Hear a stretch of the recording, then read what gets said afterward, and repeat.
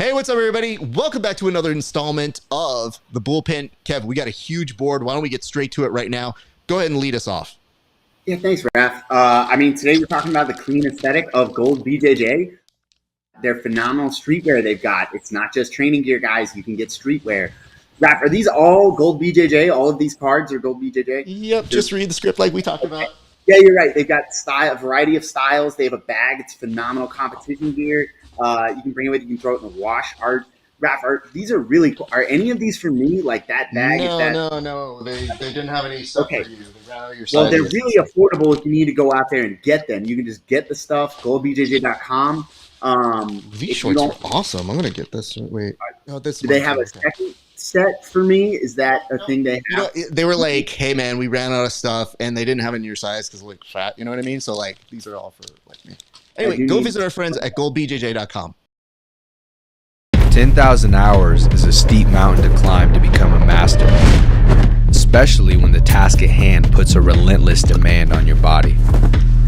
There is nothing casual about this sport.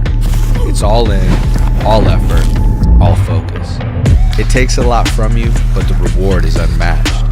Mastery of oneself, an acute understanding of your weaknesses with an explosive sense of your strengths. Being able to complete the climb to mastery requires the proper nutrition. This is why it's important to take in a potent blend of electrolytes that is in tune with your output and brings strength to your goals. This potent blend is only found in Salt Electrolytes. Salt targets your depleted electrolyte levels with a boost of hydration and health. It gives your body the baseline recovery it needs.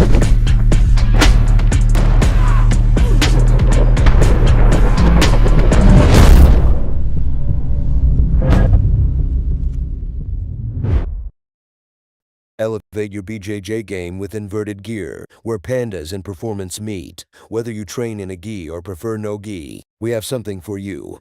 Our gear is built to last and designed to perform no flashy extras, just high-quality craftsmanship and minimal design. Plus, pandas. Don't miss our back-to-school sale going on now. Visit www.invertijar.com and roll with confidence panda style.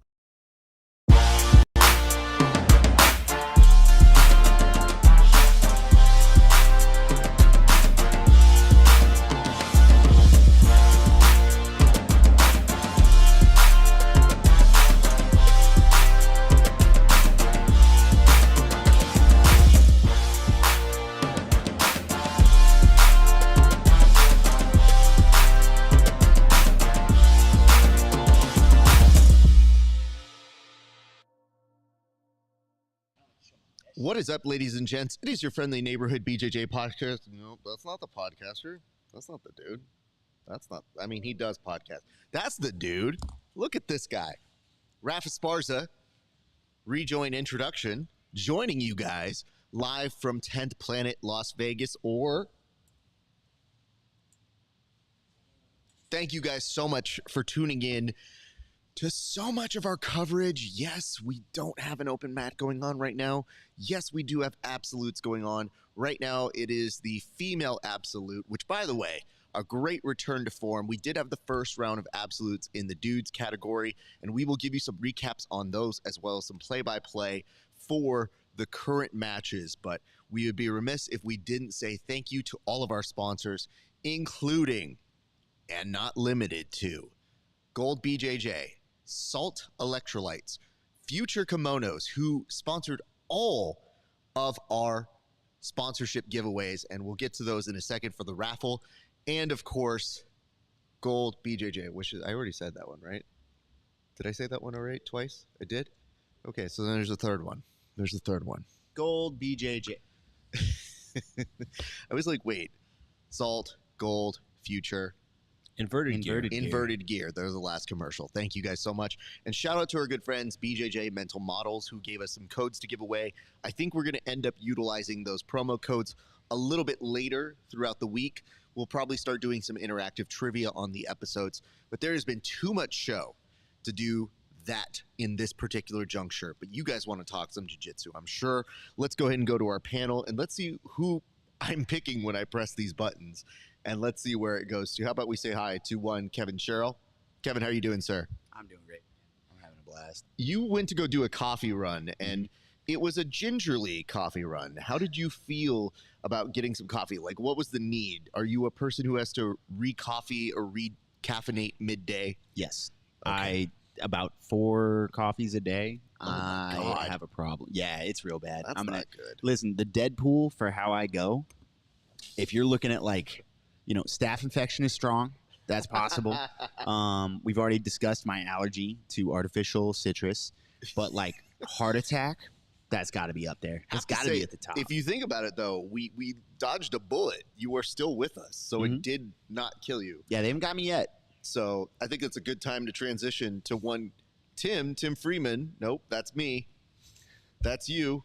That one's Tim. Hey. Tim, for you, don't laugh at this, young man.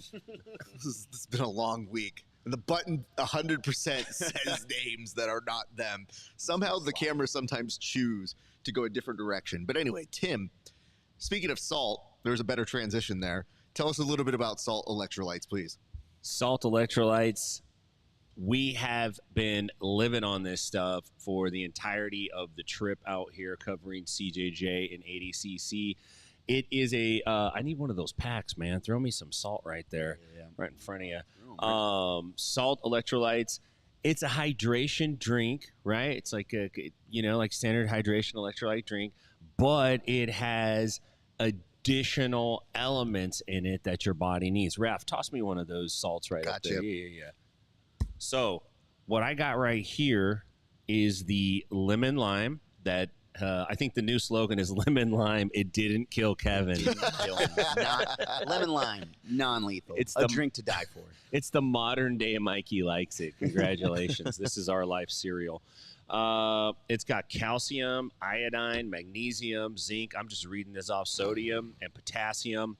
Real fruit extracts. This is made by some great people in the jiu-jitsu world, and they're helping us out in a serious way because all this doesn't come for free. So thank you so much, Salt Electrolytes. You can check them out at saltelectrolytes.com. We've been giving them out all week. Everyone's been drinking them, and no complaints, man. Yeah, they're great. Well, They're speaking awesome. of which, we did have somebody here. Oh, are you moving yourself? I was going to move. Yeah, I'm trying to help you out. It's getting Thank you. shifty. It does take me a second to recalibrate here, so you just saved me a few button pushes. Yeah, I was also kind of like in Tim's frame while he was talking, and that felt. I have to be honest with you, young man. A little bit of feedback here. When you are doing this, sometimes your natural disposition has been this angle, which has made me on edge on if I have leveled the cameras properly throughout the show. Yeah. And there are times when I do this to tilt to go, did I do that right? And then I look and I go, no, it's functionally fine. You're tilting down. We're all trying to line our heads up. I've had some people tell me that they're like, bro, do you like, is everything good? I'm like, breaking my stuff and laid out like this.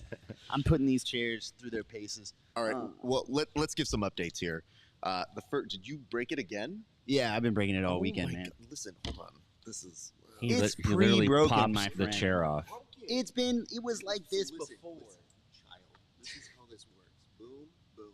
Yeah, but it doesn't work like that on This my is side. pretty much This is the issue. the entire trip right here. You're witnessing it right before your very eyes, right here. That's how it broke. This is what I have to do. The lean? Holy shit. I mean, probably. This dude smooth criminaled that thing off of it. He kept leaning into it, and then it just gave up. It was like, I can't support him anymore. That Euro's too heavy right now. Kevin just gave the shrug that the guy gives on the episode of Cops when the cop's like, have you been drinking? And the guy goes, Hey, we got a it's guy Ben. here. Oh, we got Ben here. Oh, is Hey, Phenomenal. A wait, distraction. did he show up in a suit? I was like, who is this dude? Holy shit. What a guy. Wow. I literally did not recognize. I'm like, oh, this guy's like a kickboxer or something. He's coming to train. He's got He's a coming private to lesson. challenge us right Yeah, like, who's this dude? Is this the guy that wanted the score updates and is pissed about the play-by-play? He brought his pads. I'm here to bang, bro. We got a. You know what? And He oh, keeps wow. showing up like Suits and Crocs. the suit dude who's like, I give you this, you give me that. There you go. Presentation. What's going on, Ben? Look at this dude. Dude, so did you dress up? Did you get a suit for us, or is this the work attire? I'm gonna change out of this like immediately. No, this is great. I brought this for a little gag. I've worn this once. You've worn this once? But hold on, it can't be a gag unless the people see it. So hold on. Here's what I want. I'm going to go with full camera here in a second. But I want people to understand that this man walked in like he was a stunt double originally for Adam Sandler. So when he came in, it was overbagged shorts, a large T-shirt, like he's about to play basketball. And now this dude is suited up where I say, I don't know, man. He looks like some VIP concierge that's going to hook me up with some show tickets Like a right Matrix stunt double. Yeah, man. Is that John Wick? now. Is that John Wick? But Keanu? let me go ahead and show you. Yeah, you were dying at the door. I was like, is polyester. this hot to be in? Anyway, go ahead and strut behind. And You got a funny idea of hold on. strutting, young man. we should. It's almost funnier like this. That Dude, we you should just, I just you hired shouldn't have said a security, word. by You the should have way. cut the full camera and just had him there. It's hold on, you stay there. I'll fix the camera angle. I just like the idea that I hired security. The internet comments were getting too intense, so that I just hired somebody to come back there. He behind hired me. security with all the people he knows is the 6-month white belt. It's like the best we could Oh, get. God. This is the best was what we could afford. We got $17 together. He could work for donuts. So here's the dumb part. I guess I am modifying it, but it is not moving. So stay there, kid. You just got to go there until I get the technology right. Beatrice just tapped Kendall Roosing, I Oh, believe. man. All right, here we go. Look at this. Look at this kid. Look at him styling and profiling behind me. Like, but legitimately, it's the lean. It's the crossover. So show me how you were outside of the door when you showed up. Dude, look at those. That's self-defense hands right there, dude. So Tim thought that you were a kickboxer Yeah. that was like coming to settle a score in a movie. Something, yeah. So you definitely have a slicked look. We should see what we can do with this personality, this character, if we would. yeah. Because I think what we can do is we can make this dude the guy who starts our shell corporation and that he literally just gets really shady shit done. He's the president. Like can we president send him something. to the ADCC after party like this? Oh man, that'd be so good. This is He the could guy be we our need to send. ambassador to the ADCC. Absolutely. Yeah. Got the shave, but I'll shave for that. He's willing to sweeten the Get off deal. camera. Thank you Shave so what? much, Ben White, and everybody. So hold on. What do you mean you get to take that off? That was just for the intro. I'll take this one off. I'll keep it a little more. Hold on. Do you see this group here? Does anybody important look like they have taken off their suit jacket? Wow. Hold on. Hold for calm applause. down, Kevin. Hold for applause. Okay, good. I'm just saying, real ones wear a jacket right now. Nah, man. Ben, don't do it. Yeah, I'm with Kevin on this one. Why are you with He's Kevin? with Who's me. ever with Let's Kevin? go. You know what? They not like us. They They not not like us. Yeah, bro. It'd be different if it was like super hot or The a future is million now, people. old man. Get the fuck out of here, young man. I don't care how good you are at stall calls. Nothing beats a Mexican that's super angry that the production hasn't gone right. Anyway, but you know has gone right. Some stuff in. Ooh, they're going through some replays right now. So that was. Oh no, this isn't a replay. That is a replay of. It just happened. Oh We got Dante man, Leon Leon. and Mika Galvo up. It should be cutting to him in just a second. here. Yeah. Okay. Good. Good to know. But let's give you some recap. So Tim, what has been happening in the men's absolute? Men's absolute. Well, I'm trying to keep track. I know Wagner advanced. We got Mika and Dante Leon. Mika just submitted someone not too long ago. He had a beautiful back take. Baby Shark got eliminated in his first match, which is odd to see him lose. Yeah. You know, but the B team dude, I'm sorry, I can't remember his name. I mean, quite a bit larger than him. It's a strange phenomenon when you do see Nicholas Marigali is unable to do this, and yet Cyborg is back in the mix again. And Wagner. Well, I mean, Wagner, listen, dude, Wagner shows up to the absolute whether he's been called or not. He just wants a fight. I feel like Wagner shows up to like local wrestling tournaments and enters them, local jiu-jitsu contests. Like in-house tournaments. He's coming to scrap everybody. Yeah, I 100% Buffalo think Wild Wings. Wagner is the dude that shows up that says, "Is registration closed? Yeah. Can I sign up day of, please?" Day of, dog. You got a day of pass, dog? So this is Isaac and Wagner, then, right? Is that what's going on there? This is Dante and That's Mika. Oh, in the No, bracket? in the bracket, but they just showed a preview of it on Yes, bottom. I believe so. Okay. So, Kevin, can you fill us in on what's going on then? Talking about with Dante and Mika? Or just what the brackets have been? Because what happens is here, and this is part of the confusion, what we try to do here on the show.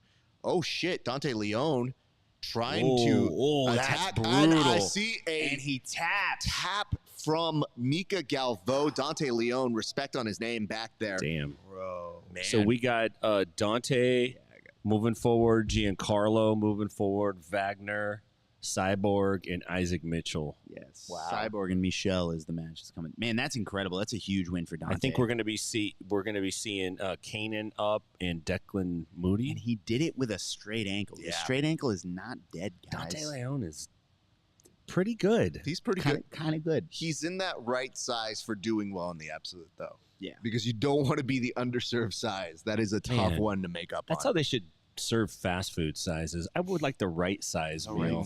I want an underserved meal. All right, here we go. We're going Sorry, to bad one. watch this back. Rap's just like, I'm not even looking I'm at good. you, We dude. got to get back to business. Kevin, Oh, in now your we're gonna opinion get here. serious. Well, first of all, this is a good moment. I'm breaking this one Please down. do. You're going to break this one down Oh later. my God, I'm breaking this one down for sure. Dude, Look at the shadow hook, and then he crosses over. Yeah, that's So, beautiful. Here's the sad part about it. You want to say that he tapped right off the back, but he did the one tap, which was you're not sure if he's 100% there yet. It was almost the definition of a Brazilian tap. that's a strategic tap is Yep. what that's called. That's is my leg gone? It's gone now. It's gone.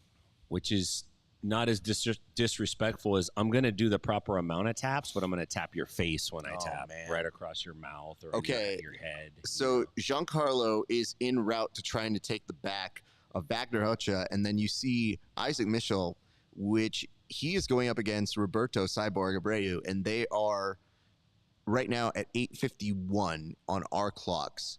Meanwhile, Giancarlo, 7 minutes to work to looking to take the back, but Wagner looking to see if he could snag a leg here. It's just not a good angle for him at all at this Roberto point. Abreu is.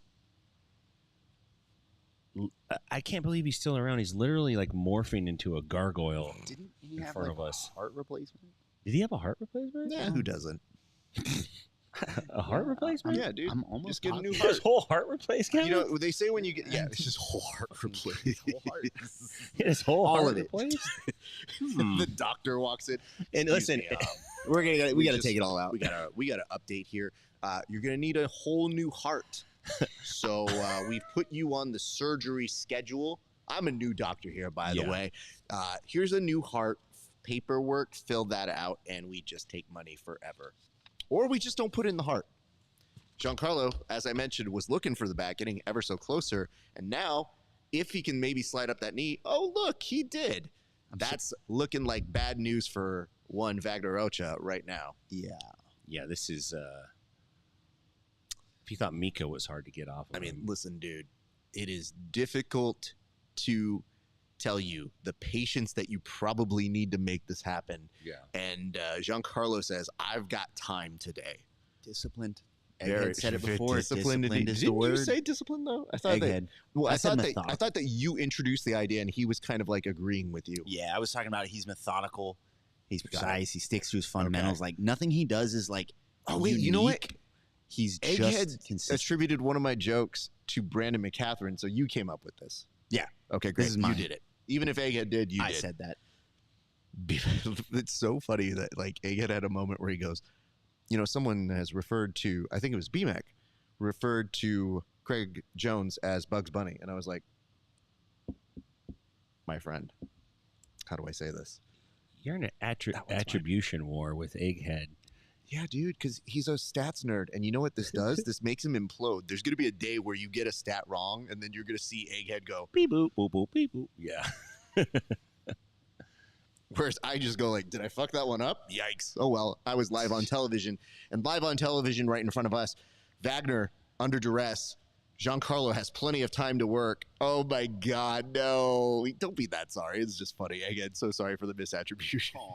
That's so sad. I can't be mad at you. You know that, sir. He All misspelled right. misattribution, I think. Don't do that to him. Wow. Don't. Wow. No. Oh, no. No. I'd like to see Wagner do a low calf kick right here. I can see how 50 Cent got shot. It's once again at play. You know what's weird? You had a moment where you saw me doing what I do best, and you go, oh, who would ever do that? RAF ESPARZA, not the rap I know. It's like, yeah, you're my friend. Then you're like, I understand why 50 Cent got shot. And I go, to me? To me? The nicest human being on the internet? How dare you, sir? Yes, is that what you're known as? The nicest human being on the internet. Listen. The nicest man to the west. You can say a lot of the nicest I'm person. the nicest person I know. That's not looking good. I don't love that for Wagner. And the referee slowly waltzing on over. Wagner just says, yeah, it's a wrap. It's been a fun day. Woof, his head is purple, Oof. bro. He held out. Yeah, I mean, you get the sense, and I know we've alluded to this, but anytime somebody has that deep of a look, it is somebody who says, I've been doing this for a long time. It could be the last time, without saying it. It's their body language is seeming to signal, I'm taking in the moment. So I think that's what's happening there. Could be wrong. Very much could be wrong, but Giancarlo's looking good, man. Yeah. it says, announcer really trying to sell the Italian essence when he says, Tony. Which, by the way, Italian essence is I believe, herbal essence for shampoo for Italian people. Yeah, if you want to smell like garlic and Parmesan, Italian essence. Italian This essence. is red sauce in your hair. Just the sign that does this on the bottle. Who It's was very good. Spaghetti Head? What was that guy's Oh name? my God, Owen you said Jones. Owen Jones. He's just dumping it on his head. I always use Italian essence. Love that was a descriptor, which is, spaghetti head. It's like, guys. Hey, Owen Jones is probably a super cool dude. I'm just joking around. I'm like not what? tough. I'm a regular guy. I got to be honest. I think Owen Jones has had such a great weekend. He don't give a shit don't what care. anyone Yeah, say dude, right he's now. him. So Isaac Michelle and wait, why are we going somewhere else? So now we're just doing a walkout. Is this For Bia. Beatrice? She going again immediately? I Man, think she they are just wasting wrapped no up. time. Oh, you know She what? Bia just- Mosquito was like, I she got just somewhere to went. go. Oh, Fuck dude. this. Bring Yeah. me back out. She Is this submitted legal? Kendall Rusing and said, No, let's it's- go. Yep. I feels. Amy Campo, friend of the show. Good to see her back. I mean, well, Bia Mosquito, actually, a friend of the show, too. So And then who do we got going on the right? that is Adele and Rafaela Okay. on the right side. And we saw Rafaela win her division, right? We did. God, that's got to feel good going into absolutes, knowing you Oh, already dude. won a gold medal. I mean, Mika was in that Yeah, this is all situation. gravy. Mika was feeling great until he goes, "Oh no, my leg." Oops. I hear this, which is, you guys have friends? Don't do that to us. That makes us sad for you, Isaac. You're a friend, and you have friends. So Did you change it, or is it just changing? What is changing? They just jump screens. They'll It's show not like me. it's so weird. They'll show multiple screens, and then you'll get invested in one particular box, and they're just like, not anymore. Let me give you a live shot of what. Well, sorry, I should preface this a little bit better. It turns out we actually have a live camera to the Flow grappling switcher. All right, so I'm going to go ahead and change this channel to a live feed of the Flow grappling switcher for the matches.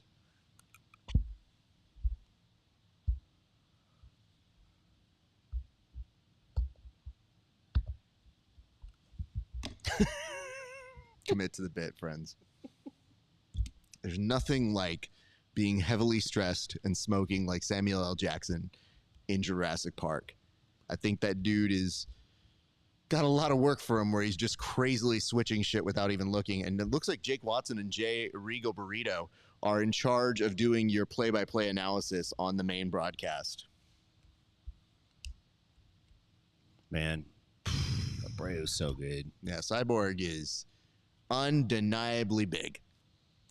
That He's is huge. That's a big dude. Oh, no. Wow. You know what? Hey, man, Big slam. I got to tell you, that is a full arching suplex when you are over a certain age. In my head, that is quite impressive. You said he was going to get a heart replacement, right? He had open heart surgery. I'm a poor journalist. Okay, because I made a I am not a reliable silly source of gargile comment, and I was like, that was so dumb. And then you just followed up with the heart replacement, and I was like, awesome.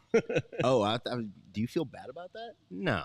No, not it's really. hard for me to feel bad about that. He looks like he's turning into that character that Daniel Bautista plays. Yes. You know what I'm saying? Yeah, Are you talking the about Guardians of the Drax or Galaxy, Drax. Drax? Yeah. Yeah, dude, Yeah. he does not understand irony. No. No jokes go over his head. He's too quick. Did I tell you once we had somebody set us up for an interview with him, and we did it, and it was just a basic like, hey man, what do you think? What do you feel? All this. Sure. And he was very cool. And the guy goes, hey man, I got to send that to him to make sure it's all good. And I go, why? Yeah. And I go, I don't do those interviews. And he's like, but I want to make sure it's all good. I was like, then it's not going up. Yeah, we can't just Like, talk.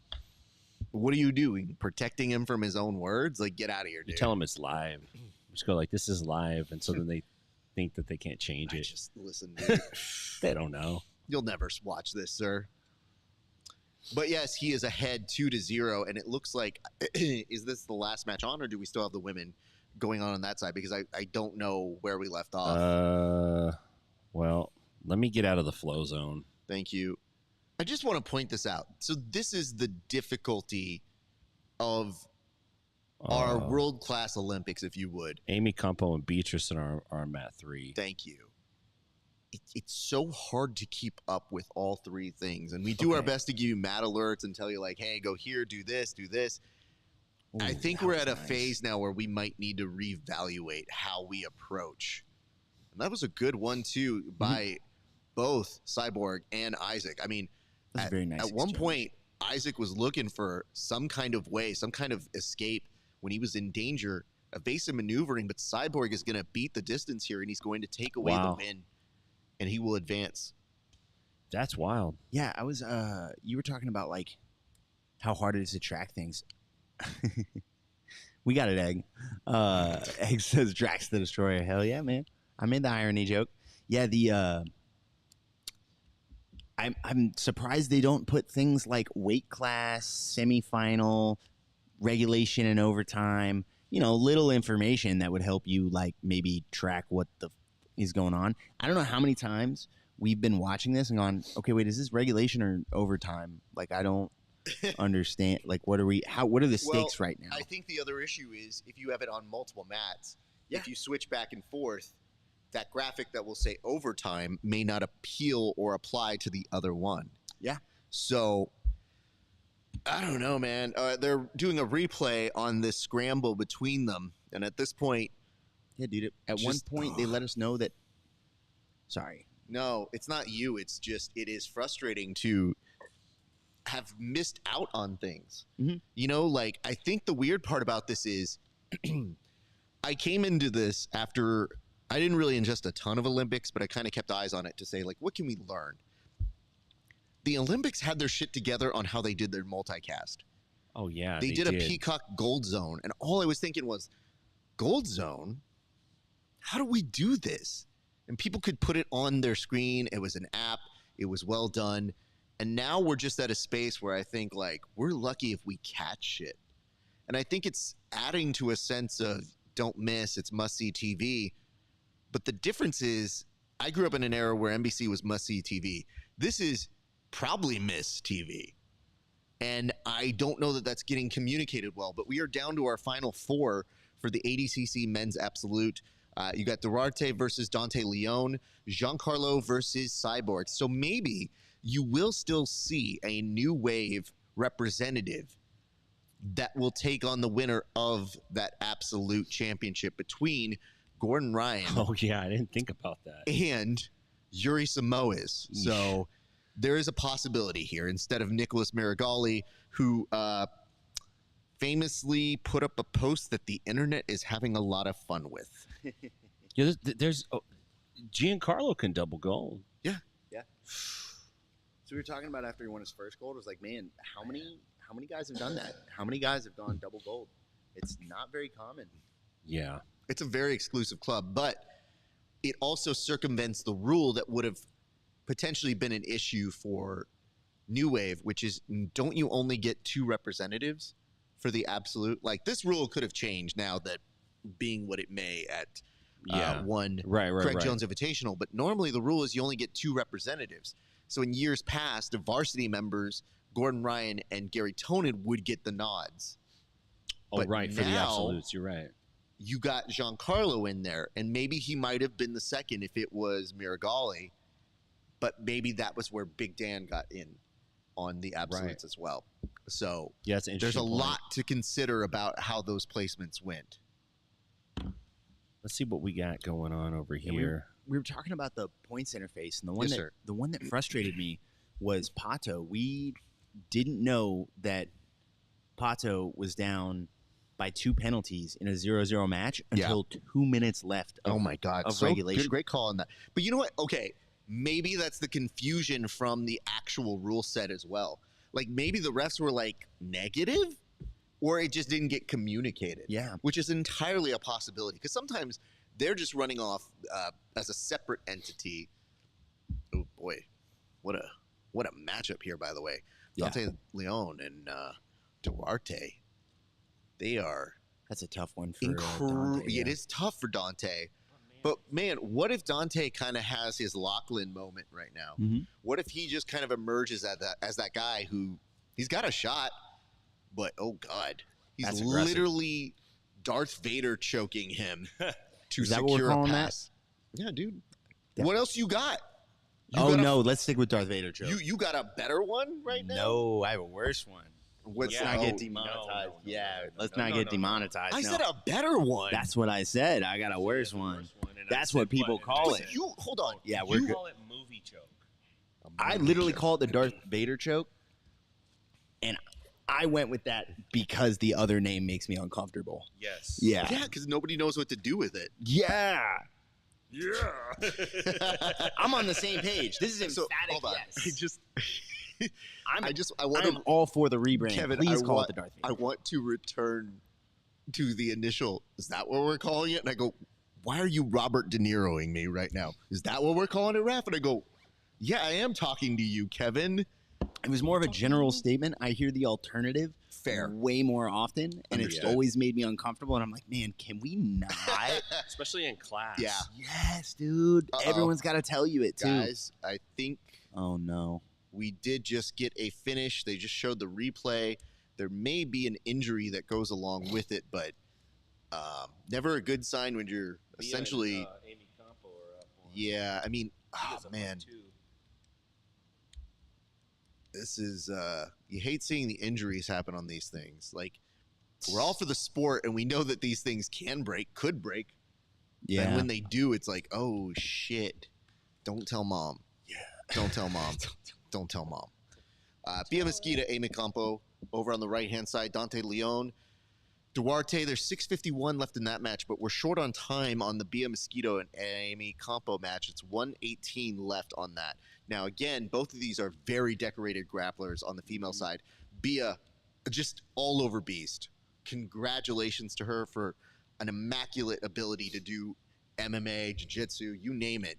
Amy Campo, though, a previous champ, Yeah. very, very, like, she is so locked in so many times, and even when she's explained to me her process in an interview, it be intense. She has a very intense way that she approaches her jiu-jitsu. Oh man, she is attaching. Bia is doing everything. Oh come on. What specifically is the come on, just to clarify? I there? didn't like that when the ref stopped it. Bia used that moment to strip her arms out and get free. And I'm sitting here wondering when the stall calls come in. Now, Bia's up 2-0, right? Right. So you have to be smart. Sure. I'm not. This is not on Bia. This is me wondering when the stall calls come in. If I'm in Bia's position, up 2-0, 27 seconds left, 40-something seconds left, I'm not standing in the center of the mat and banging with you. But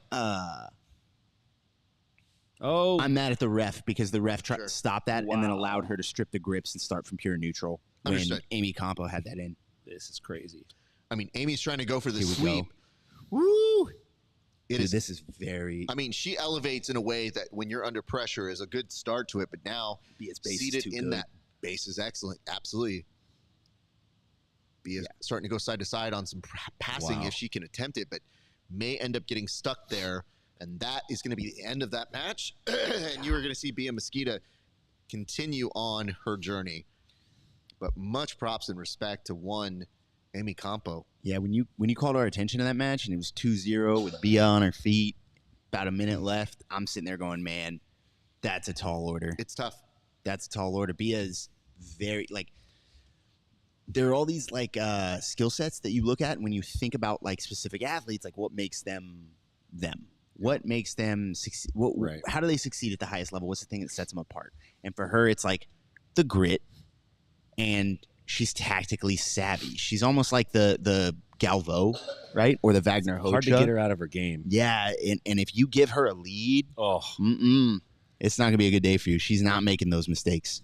The only time Bia ever seems to make mistakes is when she gets flustered.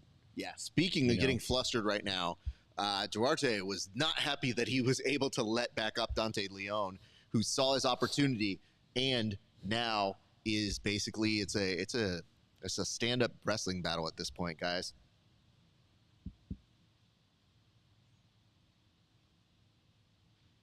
It's very interesting. These two are like, it's hard to measure strongest, but these are two of the guys that, like, you always hear their training partners talk about how insanely strong they are. They're both very comfortable on their feet, and I'm really curious. There we go.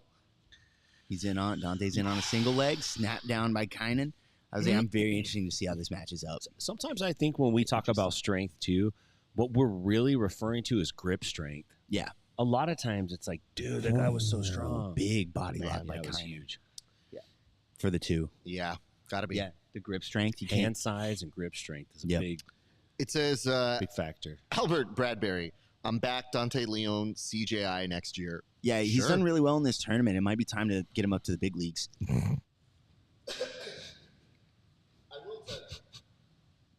I will tell you. I mean, I think Dante is a very exciting grappler. I wondered if he was in the mix for CJI.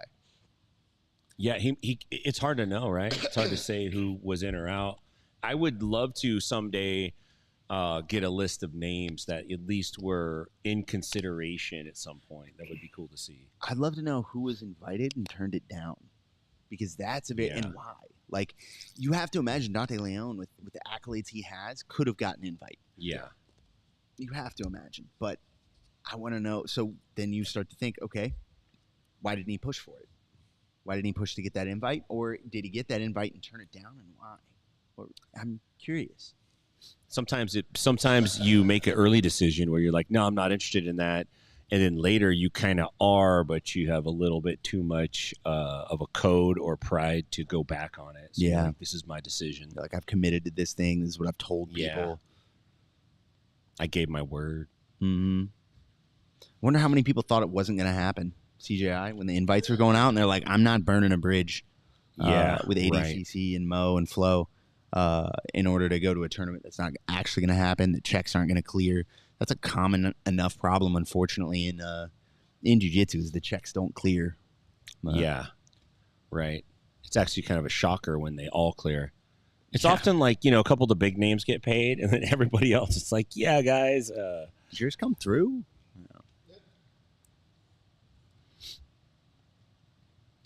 Dante Leon he's down by 2 minutes. Yeah, that body about lock. a minute and 45 seconds left. Yeah, Kynan had a single leg locked up on a body lock and just drug him underneath him. Just pulled him. Yeah, just yanked him off the ground.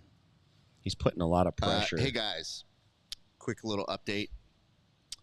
Craig Jones put up a post 11 minutes ago boasting some numbers. Turns out that day one has moved up to 1.8 million. Wow. Day two, and this is right now, 1.2 million. Wow. So it has already cleared the 3 million that I have predicted before it settled. So I am glad that I have said it multiple times on our shows, but I did say it would do 3 million views. That's impressive. I mean, it's impressive that you predicted it. It really is. But it's also crazy impressive that they pulled in 3 million views, Let's be very real. Like, granted, I love playing Price is Right. So I hit the marks that I needed to hit. So I'm very happy about that. But the reason I made those estimates was because I took a look at the reach and I said, I think that's what they can do. And I just said, I think 3 million eyes on jiu-jitsu from one entity, and that may not be where it settles. Wow. Is a remarkable thing. So mission accomplished. They did it. That's TV numbers. I'm convinced we can do this on a bigger scale. Can we say now, because I've been saying this for a while, can we say that, like, jiu-jitsu's here? Grappling is a major event, has arrived. Like, their professional jiu-jitsu now exists.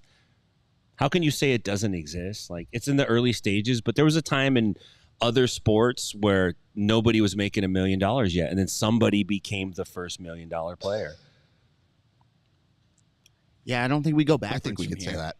I don't think we go backwards from here. This is, people are going to like, I mean, at some point the bubble is going to burst and the money is going to be a little bit rough, but I really don't think $1 million is going to become unattainable for athletes in the future. I think we're going to continue to see that prize pop up and more. I mean, we had our first One of the first $100,000 tournaments earlier this year, and then we had 2 more. And like, I think as soon as like the numbers get that high and it's proven that it can be done, people want to up the ante. And I think yeah, that body. That's how hard that lady fell on that that escalator thing. I'm not kidding, dude. But she had a soft neck, dude, so she couldn't like stiffen up, and she just thonked it, dog. Practice your break falls. Let me just say this. In response to your question, Tim, I've been thinking this through. I'll have more clear thoughts once we get to our post show to later tonight, but I really do feel like the consensus was you had to go to T-Mobile. Oh my God, it's happening. Sorry. Katie Florian was on the screen right now mimicking your movements, and I was like, oh my God. I know, dude. I'm sorry, Raph. I'm sorry, man, but it just freaked me out, dude. And I was like, what is happening right now? Why is he so obsessed with me? Like, what's wrong? At first, I just thought Rap's just talking, and I'm like, oh my God, he's right there doing it right now. I checked to see if he had the same tie on. Straight up. I looked around the corner to see. Kevin and I have the same reaction when we notice weird shit. We just look at each other like, am I the only one who saw? I just want to point this out. Kenny Florian has other things. This is my thing. He has to go somewhere else. He was an incredible. Oh, fuck. He's also a podcaster, too. That's not fair. He can go away, I guess is what I'm saying. Kenny Florian, we need to settle this somehow. What is your bowling game like? I think I lost my laptop, guys. It's all good. Can we get him a charge on that, sir? Thank you. Production assistant Ben coming in, clutch, overdressed, about to tell me I'm rejected from a very nice restaurant. Let me tell you guys this in response to your question here a little bit earlier. So we were talking a lot about the philosophy of what does T-Mobile afford us? Does T-Mobile do things that get us bigger sponsors? The question has always been a difference of one philosophy at ADCC, another introductory philosophy over at the Correct Jones Invitational. I think the numbers you just saw from Craig will advance the sport further. Because if I know marketing executives, the bottom line for our sport has always been, how do you communicate that and what is the audience? And they always think for their big showcase things, what can you draw? What can you pull in? I thought if it was 3 million between the weekend, that's a pretty good sport on ESPN. So efforts like the PGF, our friend Josh LeDuc working his ass off, a number of different organizations putting those efforts front and center are building that momentum But I would say to any of you who have an organization, if you are smart, you include that number in your pitch decks when you say, our sport is moving, get in right now. This is the stock market. Get in, buy low, because we are building, and I think it is incredible this weekend. Yeah, it is I agree. You know what? If anything, I think we should take stock in the fact that we should be happy these numbers happened. We should be happy that we are getting some kind of visual validation, because I don't know about you guys, but I have had to endure so many people that said, grappling's boring. That'll never work as a sport. It's too niche. It doesn't work. There is an audience for it. Craig put up that he was covered by TMZ. We're not even getting to the impressions on social media where they have been running the game up. I'm just talking purely from TV numbers. 1.1 million is more than the people who bought the pay-per-view for the UFC. And that was just yesterday. I venture to say competitive, if not more appealing than the UFC numbers pulled in. I will look at that, and on our next episode of the Bullpen, we will compare numbers. And I will tell you, if the UFC can lock down that big of a deal for a weekly show, for a pay-per-view, and have something on Saturday night, I think it will have drawn very well in the demo. But given the youth and the incredible demo that the Craig Jones Invitational has been targeting, I think there is a high return on investment. So I think we should take one moment to just be appreciative that we don't have to deal with people telling us it's not a real thing. It won't be a real thing, because now it is an absolute certainty. You can do it. It's just, what are the next steps? Yeah, it's real to us. It's always been real to us. When you say it like that, then you know what I mean. Like, It's real people to start thinking me. it's pro wrestling, and they're like, It's real "Wait, to bro." me, man. Way to keep kayfabe. But it says apparently the T-Mobile Arena has more comfortable seats, bro. Like, They do have more I'm uncomfortable sure seats. they do. They do. I'm sure.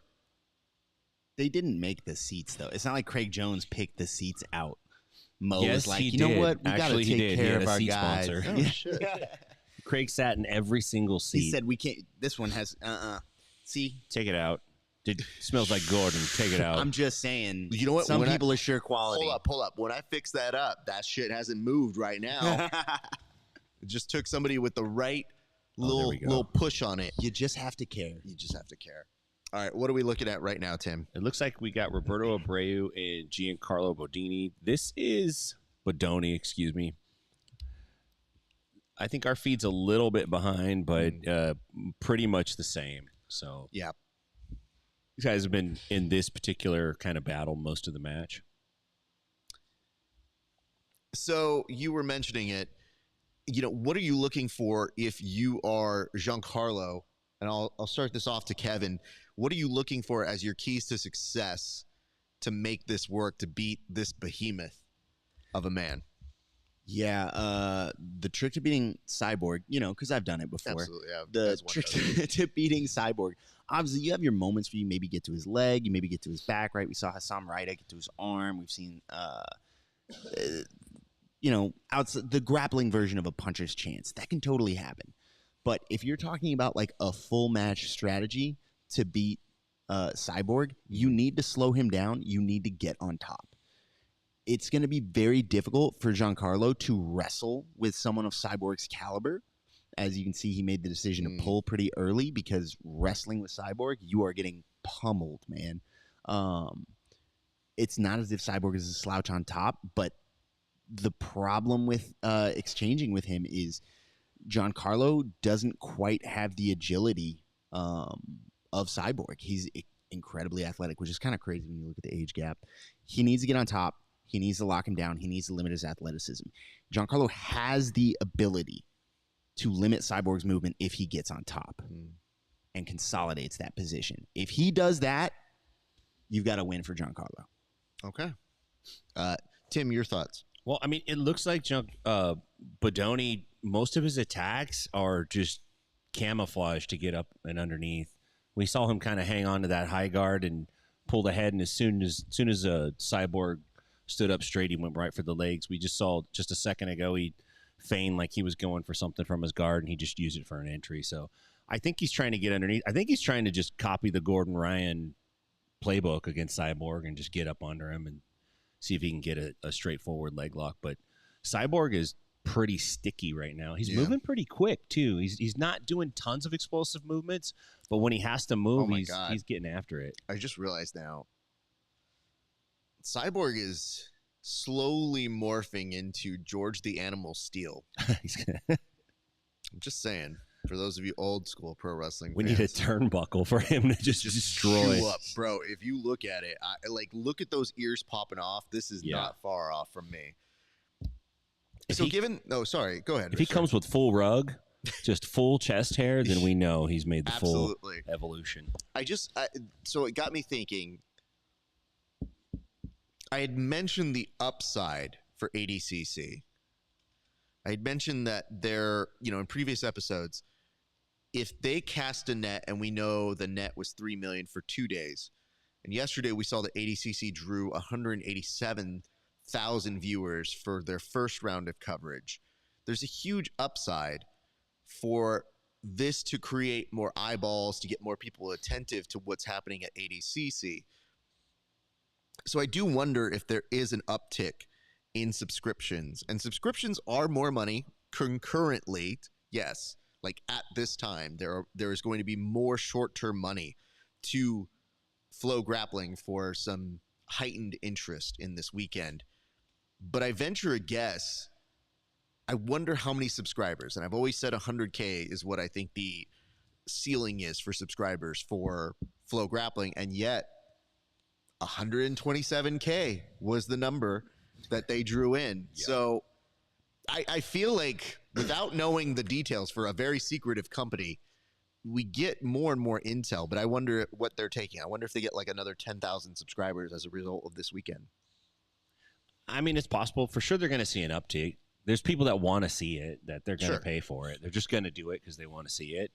Especially if they have homies that are doing it, or if your grandson's doing it, or they're likely to pony up. I think a high tide raises all ships, although it does sink some of them. It does. It does. Some ships aren't going to make it, and those are the ones that usually have some kind of problem. I don't think ADCC's at that point at all. Okay. But I am curious if obviously these numbers are big. I just wonder how much of that, what is the factor that's... Wait, hold on. Why are you throwing the water? You're just right there. He's freaking Keanu Reeves, dog. He has to martial arts it. Hey, mate. And then you indulging it. I'm an athlete. This week. Okay. All right. Hold on. I'm a pronunciation athlete. Hold on. Leave him alone. I want to point this out. The amount of anger I went from to none anger was so high because he used a baby voice. I'm an athlete, and I go, oh fuck, I can't be mad at you. Look at he's just a little guy. You can't be mad. Can't be mad. He's just telling me about some dude he was going to break off like 5 minutes ago. He's like, it's just him being like, nah, man, I could still go, but I'm just a little guy. Do you think that CJI got a big bump, no pun intended, because of the fact that it was brand new and there was a huge curiosity factor? Do you think that a novelty they can sustain that? Like if they do one show a year, then there's always going to be this huge expectation. But if they start actually like rolling shows out on a regular schedule, can they pull this many eyeballs? I think they're doing one a year if possible. I mean, the production value for $3 million alone, Jesus Christ, you're lucky when you get that. But sponsorship money now with that high viewership, and we'll see how it climbs in the days ahead because it's not going to be behind a paywall. So that could grow over time. I just feel like that's something a network says, like, hey, tell me a little bit about that now. I don't know. We have 2 minutes left, but there's something I want you guys to notice here, breaking down the Bodoni and Cyborg match. So talking about trying to get underneath him, Giancarlo has been Giancarlo has been trying to play butter half and use that top leg, specifically his left leg, as a butterfly hook really consistently. Every time he does it, Cyborg gets inside of it and tries to put Giancarlo into a pure classic half guard where he can put weight on. See him removing it? He is sitting here. Giancarlo would like to be in that butter half because it's phenomenal for entries. That's what what's his name? Nicky Ryan's brother. Gordon Ryan. That one. That's what he uses to enter legs all the time. That's what he would like to be in. He wants to use his butter half. Regularly, every time Cyborg is forcing him to use the bottoms of his feet to frame, forcing him to use a knee shield and use things that are inferior for leg entries. Right. More difficult for his game. They can be used for leg entries, everything under the sun. But look, he's got his butterfly hook, tries to use it, gets a little elevation.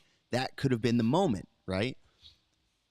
Cyborg is keyed in on that. He is not going to allow Giancarlo to play with those butterfly hooks. He's going to kill them at every opportunity and force Giancarlo to either wrestle up or attack the upper body where he's not having success. A minute ago, Giancarlo tried, and Cyborg was waiting for it. Put him in a front headlock, hung on him for a little bit, forced Giancarlo to re-pull. Would have probably liked to take the back or do something of that order.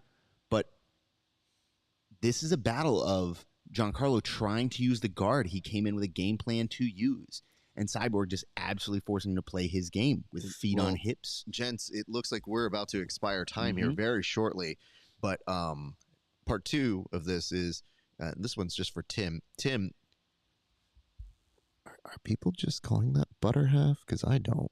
Like, I like do butterfly half guard. Butter He doesn't know. He doesn't know Butter what butter half Hold on, is. first of all, shut up.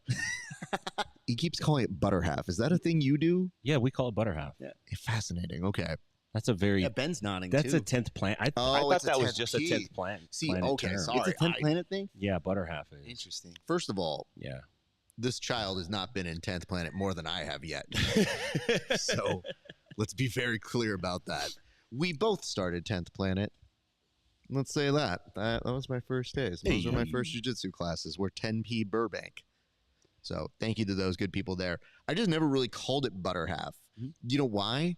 Because it sounds like you're making a note about someone who's fugly. I thought it was because Like you like long butterface. words. Oh, he's a butter half. Like they have a good upper body, but But they not got a good butter lower half. body. And I'm yeah. always like, Ooh, well, that's a little That's rude. You know what I'm mean. saying? Like, I try not to be that rude to people if I don't have to He's be, a butter unless half. they post shitty comments. Man. But for the most part, generally nice to people. Butter half is the guys who skip leg day.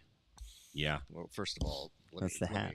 Oh no! this guy. Do it. Let me Like roll these this. pants down. Look at this. This, Cyborg's trying to get around him. You Yep. might try to turn him.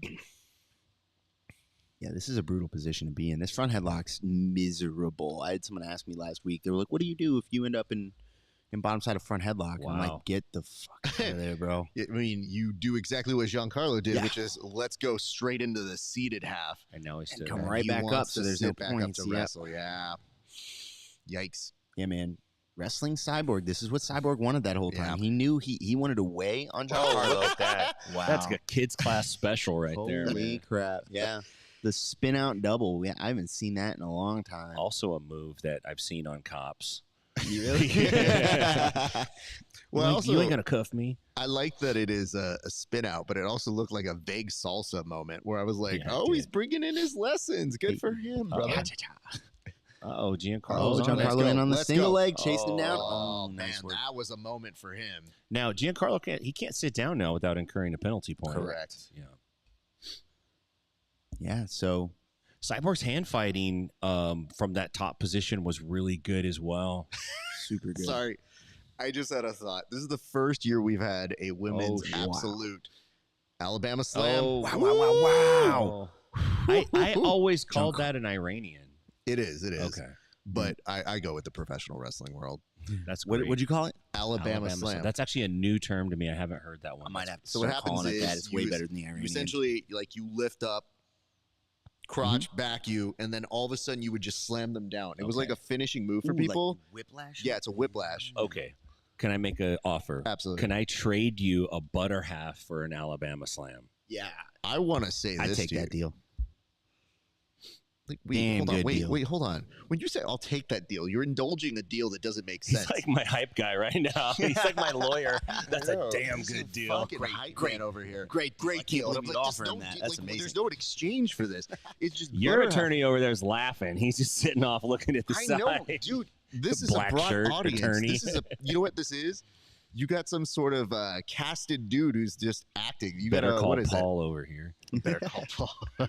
I know this dude's been showing his. Joseph I'm just Chin teasing, Ben. You're dope. exercises right here the whole time. He's got the Joseph Chin. Yeah. Joseph not Chin needs his understand own line of points? shirts. He will. Like Give with him an extra large neck size. Just skip the An Nick extra Claxton. large neck Yeah, size. everything else is regular. Big and tall and swole. He sells like a dozen a year to himself. Oof. Cyborg up 3-0. Yikes. Phenomenal. Wow. Yeah, man. That's really, really important because Giancarlo is 100% initiating more than Cyborg. That's big. I feel like What are Cyborg we stole talking this about match, here? though. Is that a Mhm, hematoma With a great over game on the side, either a rib or a hematoma on what the is that? side? Thank you so much for that. Abreu? Yeah. He's always had that, right? Has he? If you say so. Has his No. heart gone there? That's the second heart. I thought he's always had that mark there. I could be wrong. I thought it Giancarlo was back to- more behind him, but as he's gotten older, it's like pulled to the front. I have to be honest. Can't be the rest. I have not seen Cyborg in a minute, so this is like a reintroduction to. Oh, Yeah.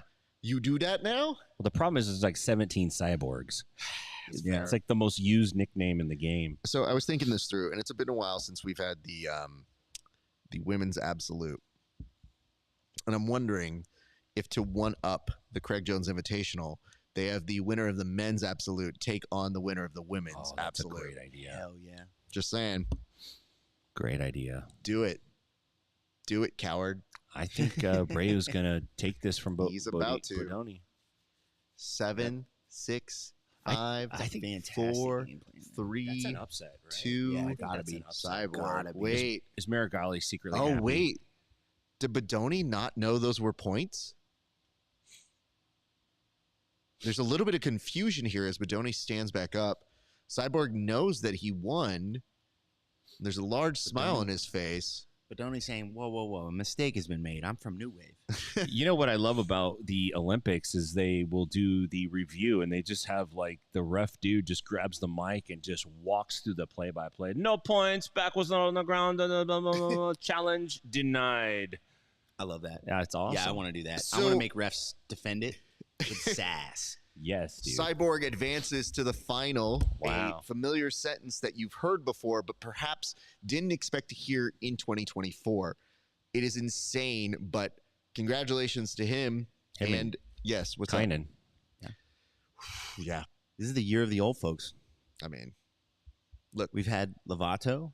We've had Cyborg. We've had Wagner put on a great performance. This I is the year thought for that the old was folks. that could have been such a moment. It's so hard to finish though. Mm-hmm. Yeah, that's what I'm saying. Like, Bodoni really put on an excellent display.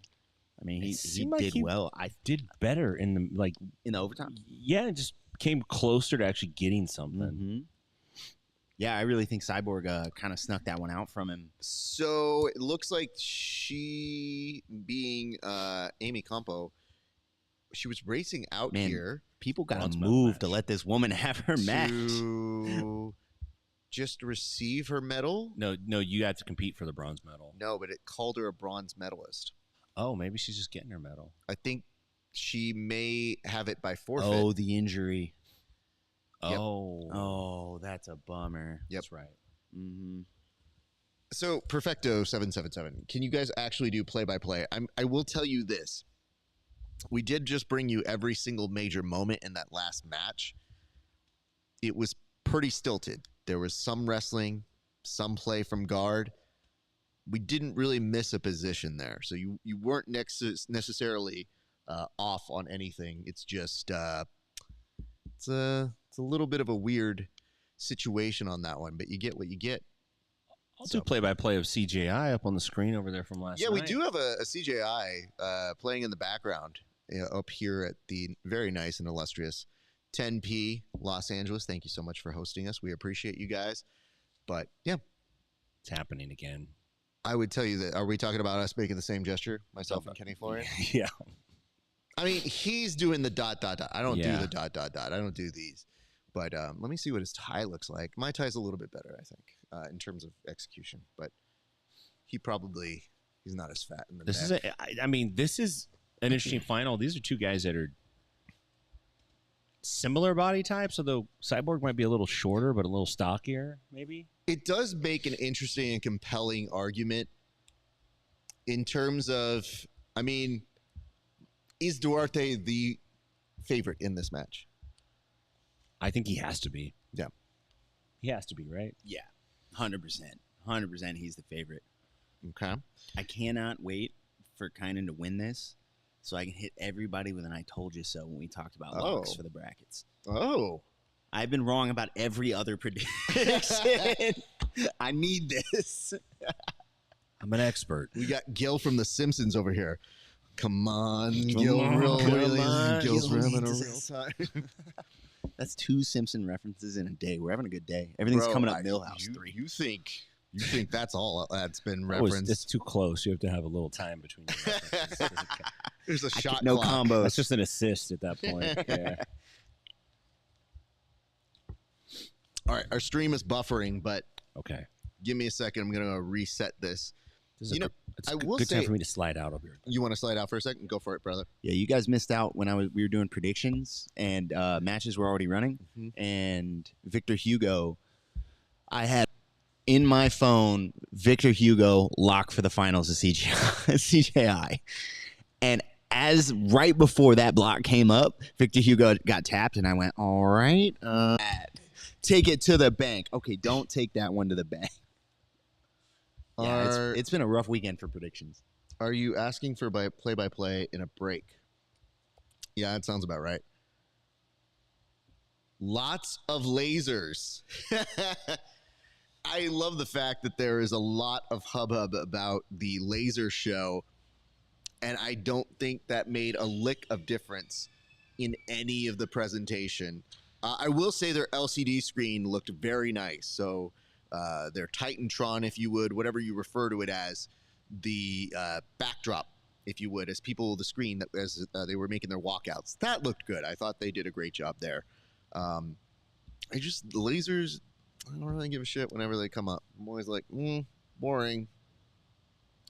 But lots of lasers happened. Just to give you guys some ideas of what's happening out in the actual world, we have some correspondents who are doing some information, doing some interviews, if you would. So right now, we're actually going to play a few of those. And as I start to set them up, I hope that you guys understand it has been an intense amount of work that our group has been doing, going out there to make sure they give you the best freaking interviews possible. So we're going to be intersplicing a few of those in and out throughout the day. And we thank our team, chiefly our good pals Egghead and Isaac Stackhouse, who have been killing it on the scene. But last night, there was a really cool moment where they actually got a second to catch up with Andre Galvo. And I thought it was really cool that they were able to do it and catch up with him, see what was going on. And we're actually going to go right now and we're going to cut to that interview. So if you guys would be so kind and you want to hear what his thoughts were about CJI and ADCC, we do have an interview for you and we'll take you that right now. Opinion, a post-show and a pre-show for both the CGI and the ADCC. Sure. So, first of all, Professor, you have to be very, very proud. Yeah, I am. Your students did so well. I mean, what do you think about the CGI? How'd you like it? Incredible, great event. I got treated really well here. Nothing to complain about it. Craig is a great guy. I like him. I don't think he did anything to affect an event like ADCC. You know, I think he's a good marketing guy, and he has to do it that way. You know, I think that's what he did. That's what he thought. I don't think he had like any bad intentions because ADCC is ADCC. Nothing will change the history of ADCC. But I think this event can change a little bit the history of like prize money for athletes. You know, I think this is good for the sport. Just like ADCC was good for the sport, like in 1998 when they created ADCC, and in 2022 when I fought Gordon, it was a big change. And I'm part of the history, and I'm glad that I'm part of it, proudly. I work really hard for it, and I have like pleasure in my heart to see like the game of the sport of jiu-jitsu going to the next level, you know? And this is next level, right? And I just respect both sides, okay? I don't want to be like a politically correct right here. I'm just being honest, okay? And I spoke with Mo, and I told him that I would be here because I have my boys here. I have guys that have super strong connection, like Lucas Barbosa, Cade, Ty, and Ignacio. They pretty much like my family, you know? And as you guys could see, I was there coaching more than any other coach, you know? And I'm really glad that that happened in my life. You know, it's a historical moment for my life, and I'm very proud of it. Well, thank you, Coach. Of all the people we interviewed, most people were going to both. Yeah. So I think it's an opportunity for just fans everywhere to get the best of all worlds. And I was in both events, and both events packed. ADCC is packed. A lot of people, great environment, just like this one. So ADCC right now is bigger arena, more people, more seats, and still packed. You know. The sport is in a different level, and I just feel like really proud of being part of it with myself as an athlete and as a coach, right now as a coach with all my athletes. Well, thank you so much for sharing your time with us, and hopefully we'll see you on the mat CGI next year. Yes, hope so. God bless you guys. Thank you. Thank you, Coach. Thank you so much to our good pal Egghead, who was able to conduct that interview, and our segment director, Isaac Stackhouse. But that wasn't the only thing that was going on. Our crack team, and that's not just a joke to say they are on crack, but actually, you know what? Fuck. Missed opportunity. We should have called our team that covered the Craig Jones Invitational our crack team. Damn. All right. Well, live and learn. We did send a team over to Craig Jones Invitational, but we also had a lot of coverage, extensive coverage, one might say, of all the things that were happening over at ADCC. And we were able to get one of the announcers, Bobby Bopham, one Stephen Aiken, to go behind the scenes while he was doing work this weekend to get some interviews, and we go now to one of those interviews. I'm here with Mary Barton at the Craig Jones Invitational. We are having a blast. Man, that last match, the crowd was so loud. How do you feel being here today? Dude, it's been great today. Like the excitement, the intensity, and I mean, I love the Rotolo brothers. I also love the Tackett's. So watching that match was amazing. Like seeing somebody be able to match the energy of Andrew Tackett was a lot of fun. I'm a big Andrew Tackett fan, so I was a little heartbroken that it didn't go his way. I was really hoping they were going to give us that like one more round, but it's been awesome. Like the energy here is amazing. You guys were here for yesterday. How does it feel on day two? Did the energy from day one like really ramp up into day two, or are we just kind of holding steady, you think? Oh no, energy is much, much higher today. I think with it being a little more condensed today, and then people are off work, everybody's here, like day two is where it's at. Nice, nice, Mary. Well, thank you for stopping by and talking to us. Do you want to plug something for us real quick while we're here? Plug something for you? Supernatural Survivor gear. Buy that shit. That's what's up, Mary. Thank you. And we're here live at CJI. What's your name? Pat Downey. Pat Nice. Pat Downey in the house. Hey, what was your reaction on that last match, dude? That was sick, man. Fan friendly. That's what you want to see when you're talking about grappling. Not two guys sitting on their ass trying to play footsies and shit. You know, that was real grappling.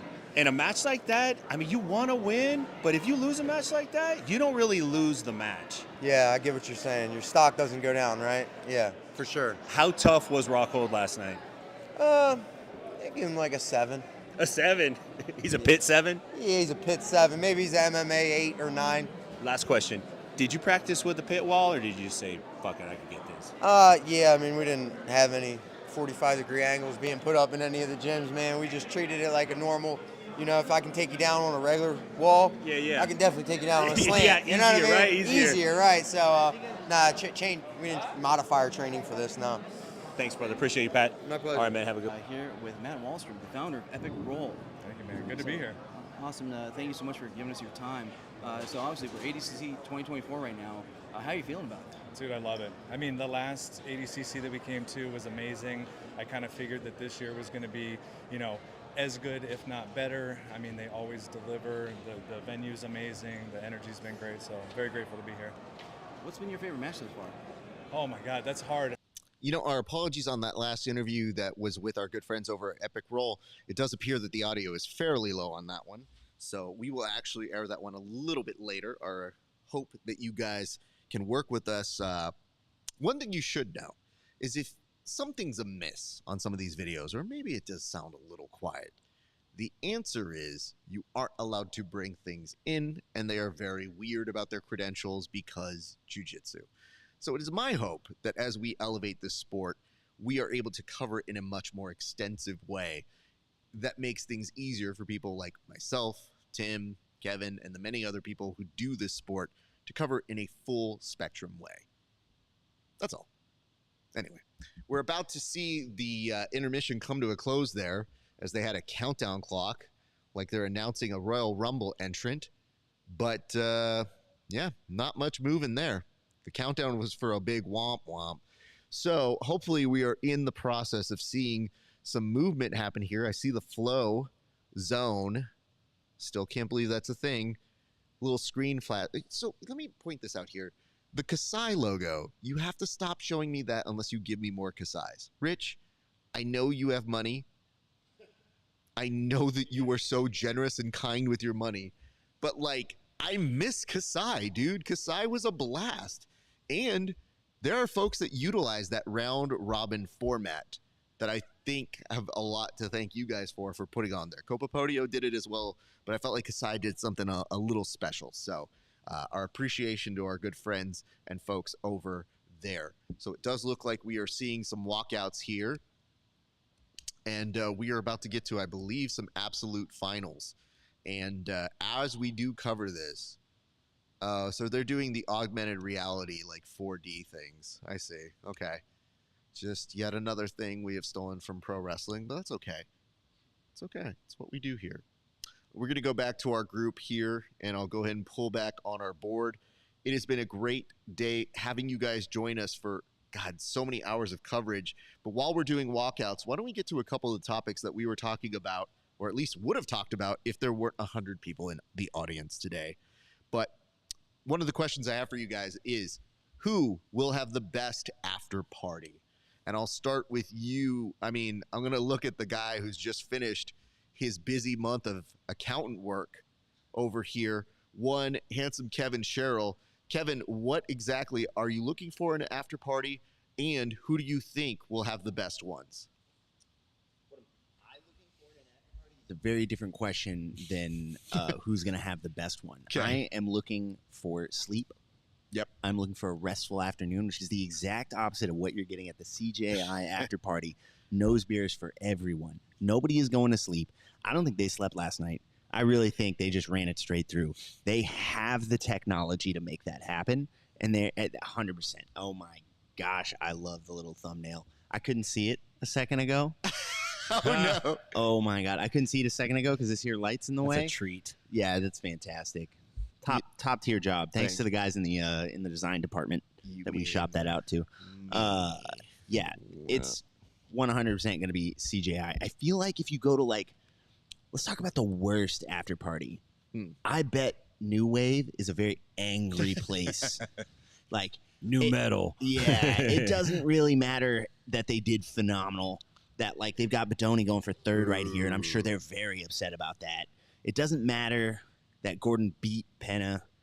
The fact that it wasn't as dominant enough for him, I bet it's the worst place in the world. I mean, Helena Cravart got second, which you got second at ADCC. Dante Leon. We should be very clear as to what Dante Leon is trying to do to a winner in one, Giancarlo Badoni. Gosh. What's happening here, Tim? Wow. Well, Leon was on a tight. I can't even tell what he had right there. So he threw that across and was looking for something like a Mikey lock. He wasn't quite in 411, right? Because the leg was in the middle. Yeah. It could have been going to the wedge if he passed to the outside, but he never really got that far. Just seemed like it was on the way. But what's fascinating about that transition for him was he was able to use almost this back step to get back up. It looked like a play to go straight into passing when it looked like he was starting for a leg attack. It looks like he's trying to slide back into it. Right now. He's looking for that straight ankle that he got Mika with. That's a very good idea. If you can tap somebody of Mika's caliber, that's a very dependable technique. Yeah, he gets the foot trap with his right arm. He's got that wedge in the middle like a classic Ashi, but he wants to, here we go, he places the shadow hook. That's what he used from Mika, that outside leg. Instead of going to a classic reap, he uses the shadow hook to keep your knee turned and not offer up the counter. Right. He's playing the game that Bodini's wanting to play, not giving him the chance to play it, which is a huge strategy buster against a guy if you know he wants to play a particular game and you could play it against him. Yeah, that Uno reverse card will end friendships. That's true in jiu-jitsu too. Tragedy. And he's used it to take top a couple of times and then elected to end up back on bottom. He must think he can get to that entry consistently. No reason to think he can't. Bodoni putting down a lot of top pressure, though. Tim, can you tell me a little bit about this? I mean, I'm sure there was some disappointment for Dante Leon a little bit earlier in this tournament, but for him to be able to turn it around, if he were to win, what would that mean in this placement for the absolute for him?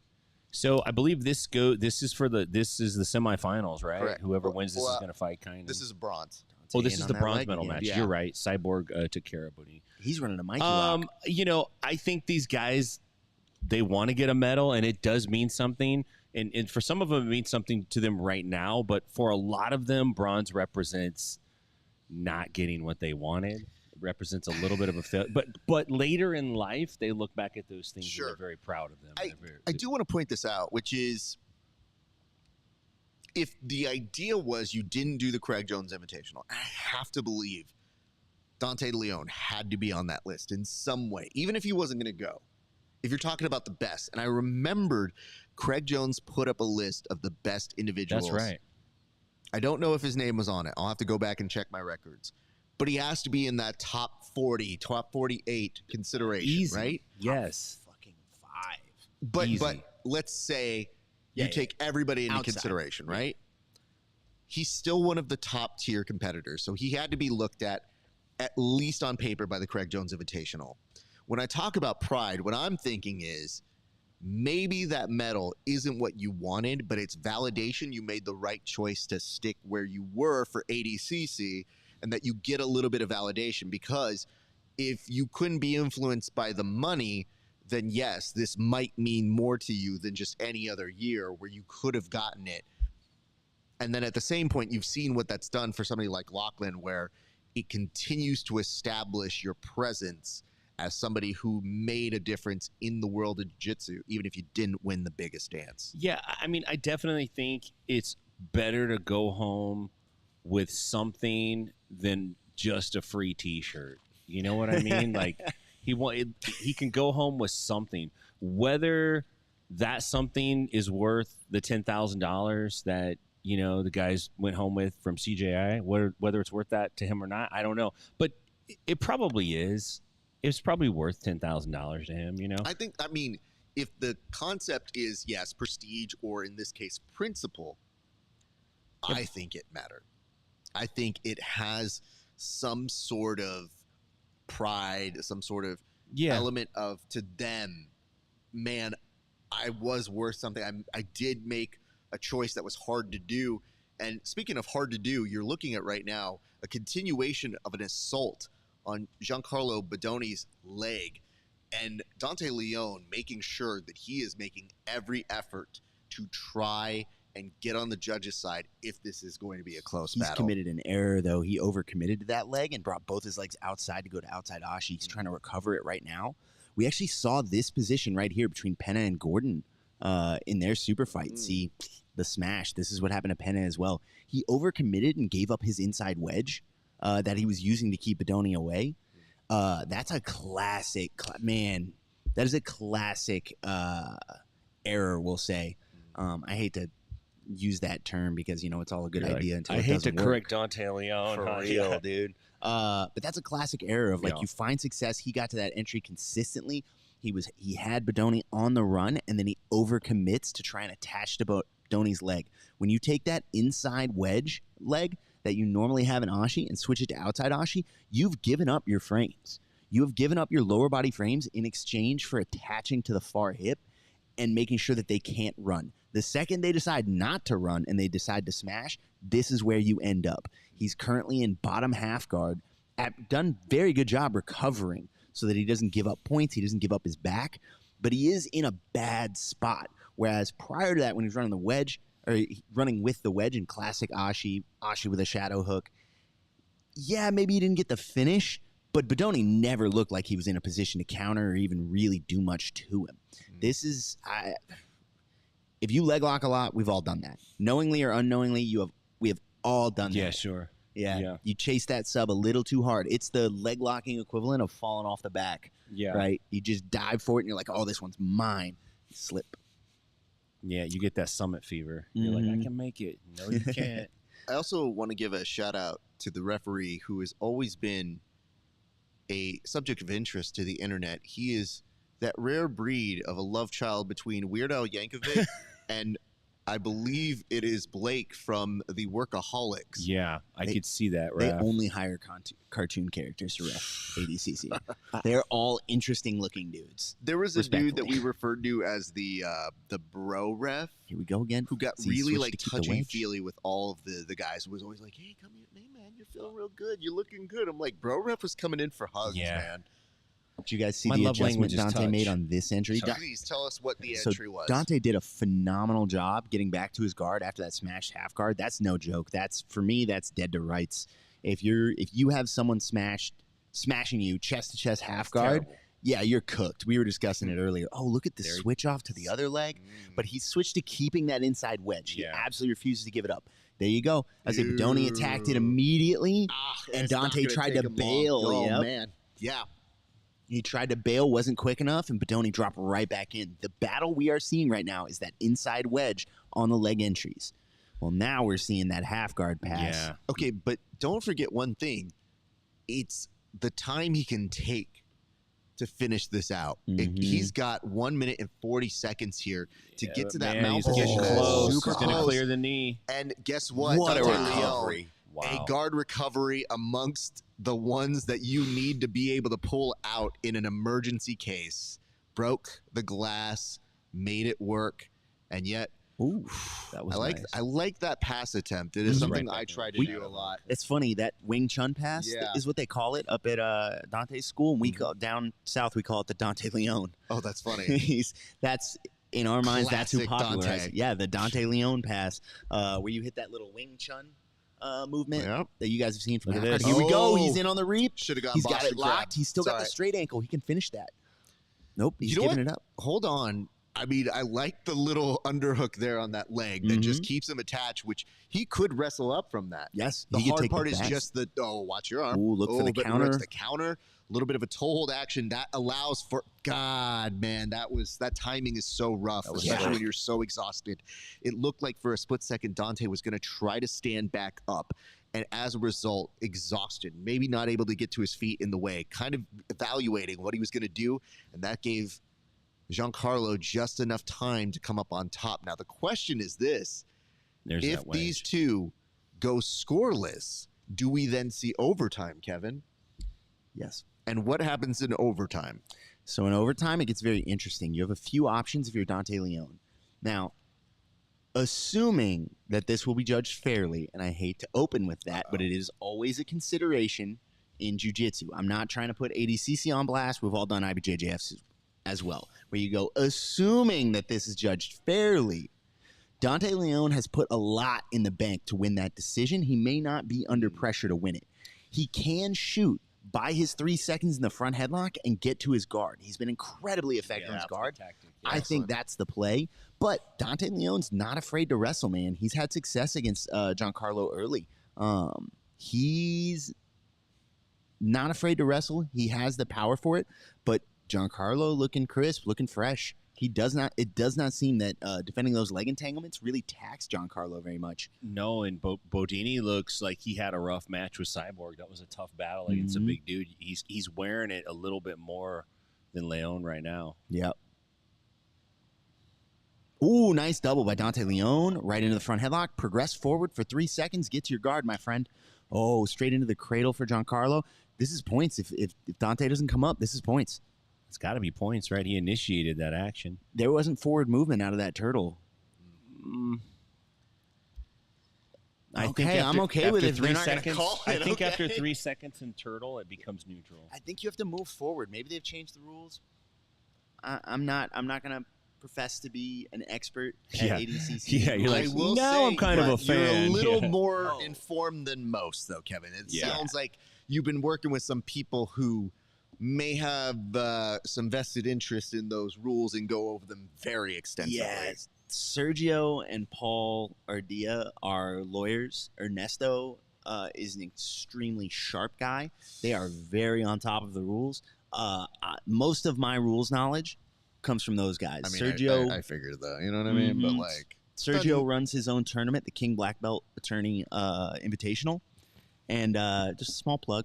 Absolutely. Just a small plug. It's an ADCC rules tournament, so he is extremely on top of it. He wants to make sure that his tournament runs smooth. He brings in ADCC refs for it, but he also wants to be aware. Sergio doesn't like when people know things he doesn't. You know, maybe these are the people I need to talk to, but for years I've been teasing the idea of a court show for jiu-jitsu. And the court show is when you go to court for a bad jiu-jitsu decision. And that the referee actually gets put on trial.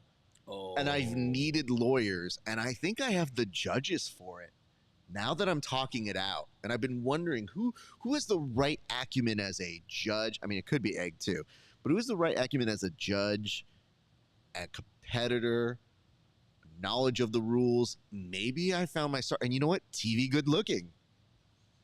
All right. And oh my God, I can sell this around the world. He speaks multiple languages. Holy, let me call. Write that Polyglots, down. man. Can I be the Doug Llewellyn of it? Just like the dude that interviews people in the People's Court after they lose their case. Yes. How do you feel about that takedown? Did you muscle? Once I thought about did you muscle it? Once I thought about Egghead, I was like, nah, maybe I make him the bailiff though. I think that could work really He's well. our Dusty. Was that the bailiff's name? Dusty? You can tell that Tim spent a lot of time at home being sick because he knows those names still Man, I after watched that a many lot years. of 80s TV. Absolutely, brother. Now, we are at a point, 139 left to go. Giancarlo trying to pass. Dante Leon putting up some good frames in the half guard, trying to keep him at bay. But you get the sense that judge's decision would go Giancarlo's way. So if you are Dante Leon, it really is likely coming down to a submission finish if he's going to get it, because Giancarlo has been so close on so many of those passes and just short of finishing it. But I have to ask you this, and I'm going to go back over to Kevin here in a second here. When I'm looking at this, and I'm looking at Giancarlo doing enough to secure it, is there any way Dante could potentially eke this out via decision? So by decision, I actually have Dante up. But is it through the whole? Yes. Or is it not the through overtime? The entire match. How the entire match went, I would say Dante Leon put enough time in the regulation. All his offense. Now you're right. It's close. There's no way this goes where it becomes a, in air quotes, robbery. It's close. But I have Dante Leon up based on the threats he posed. He had like what, 4, 5, 6 leg entries. Again, when we're talking about threats, I feel like those are larger in a submission format. Yeah, for sure. This is still very much a points avenue with submissions, and I feel like that classic ADCC style might lean a little bit more toward Giancarlo because of the incompleteness of a full threat. Yeah. I feel like the fact that he is attempted more maybe is the issue. But if it was a sub-only format match, then yeah, I think you could give it to Dante. I don't know that that's necessarily the case here. And they just panned to a shot of a child who won a Make-A-Wish. I'm sorry, Nicholas Marigali. He's in a sling. I got confused if that was him or not, or a kid from Make-A-Wish. He was wearing bright hair. It was very confusing. I was very distorted. I'm both so these sorry. guys, their demeanor both seems like they both think they. Do Well, you Leon think- seems a little nervous. I think both of them are actually nervous. And Dante Leon picks up the win.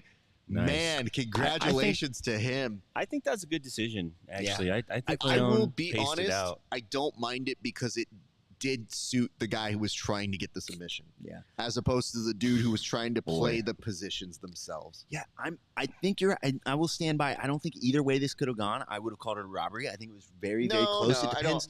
It depends what you're looking at for your jiu-jitsu. This is one of those where I was like, oh man, you can't really live on that decision. That's tough. But yeah, I'm very happy it went Dante's way. I feel like it is a validation of the person who is the aggressor and is trying to make something happen. But the reason why I hedged my bet was I'm so used to the opposite happening. Sure. I'm so used to when they give those sort of criterium, which, by the way, jiu-jitsu court, we would hear the decisions read in full. But you don't know what happens most of the time. It's just a nebulous decision. We never hear the justification for it. We just go like, oh, well, that's a robbery, but we don't know the criteria. It might not be a robbery based on their criteria. We just never get the ruling. And as a result of that, all of us then say like, here's what they're looking for. Here's what they're looking for. And that subjectivity is so wide. In this particular case, they put together a very nice highlight package of how aggressive Dante was. But for Giancarlo, who has worked the system, who knows the rules with a team that has gamified so many matches to a perfection level, you just thought there's always the chance he ekes out with it on a close match. Yeah. So either way, not disappointed, but congratulations to Dante Leon. And if we're being honest, Giancarlo was already a championship winner, but now you have Dante Leon as a bronze medalist in the ADCC format, which Very I still nice think is work. a very cool thing. Yeah.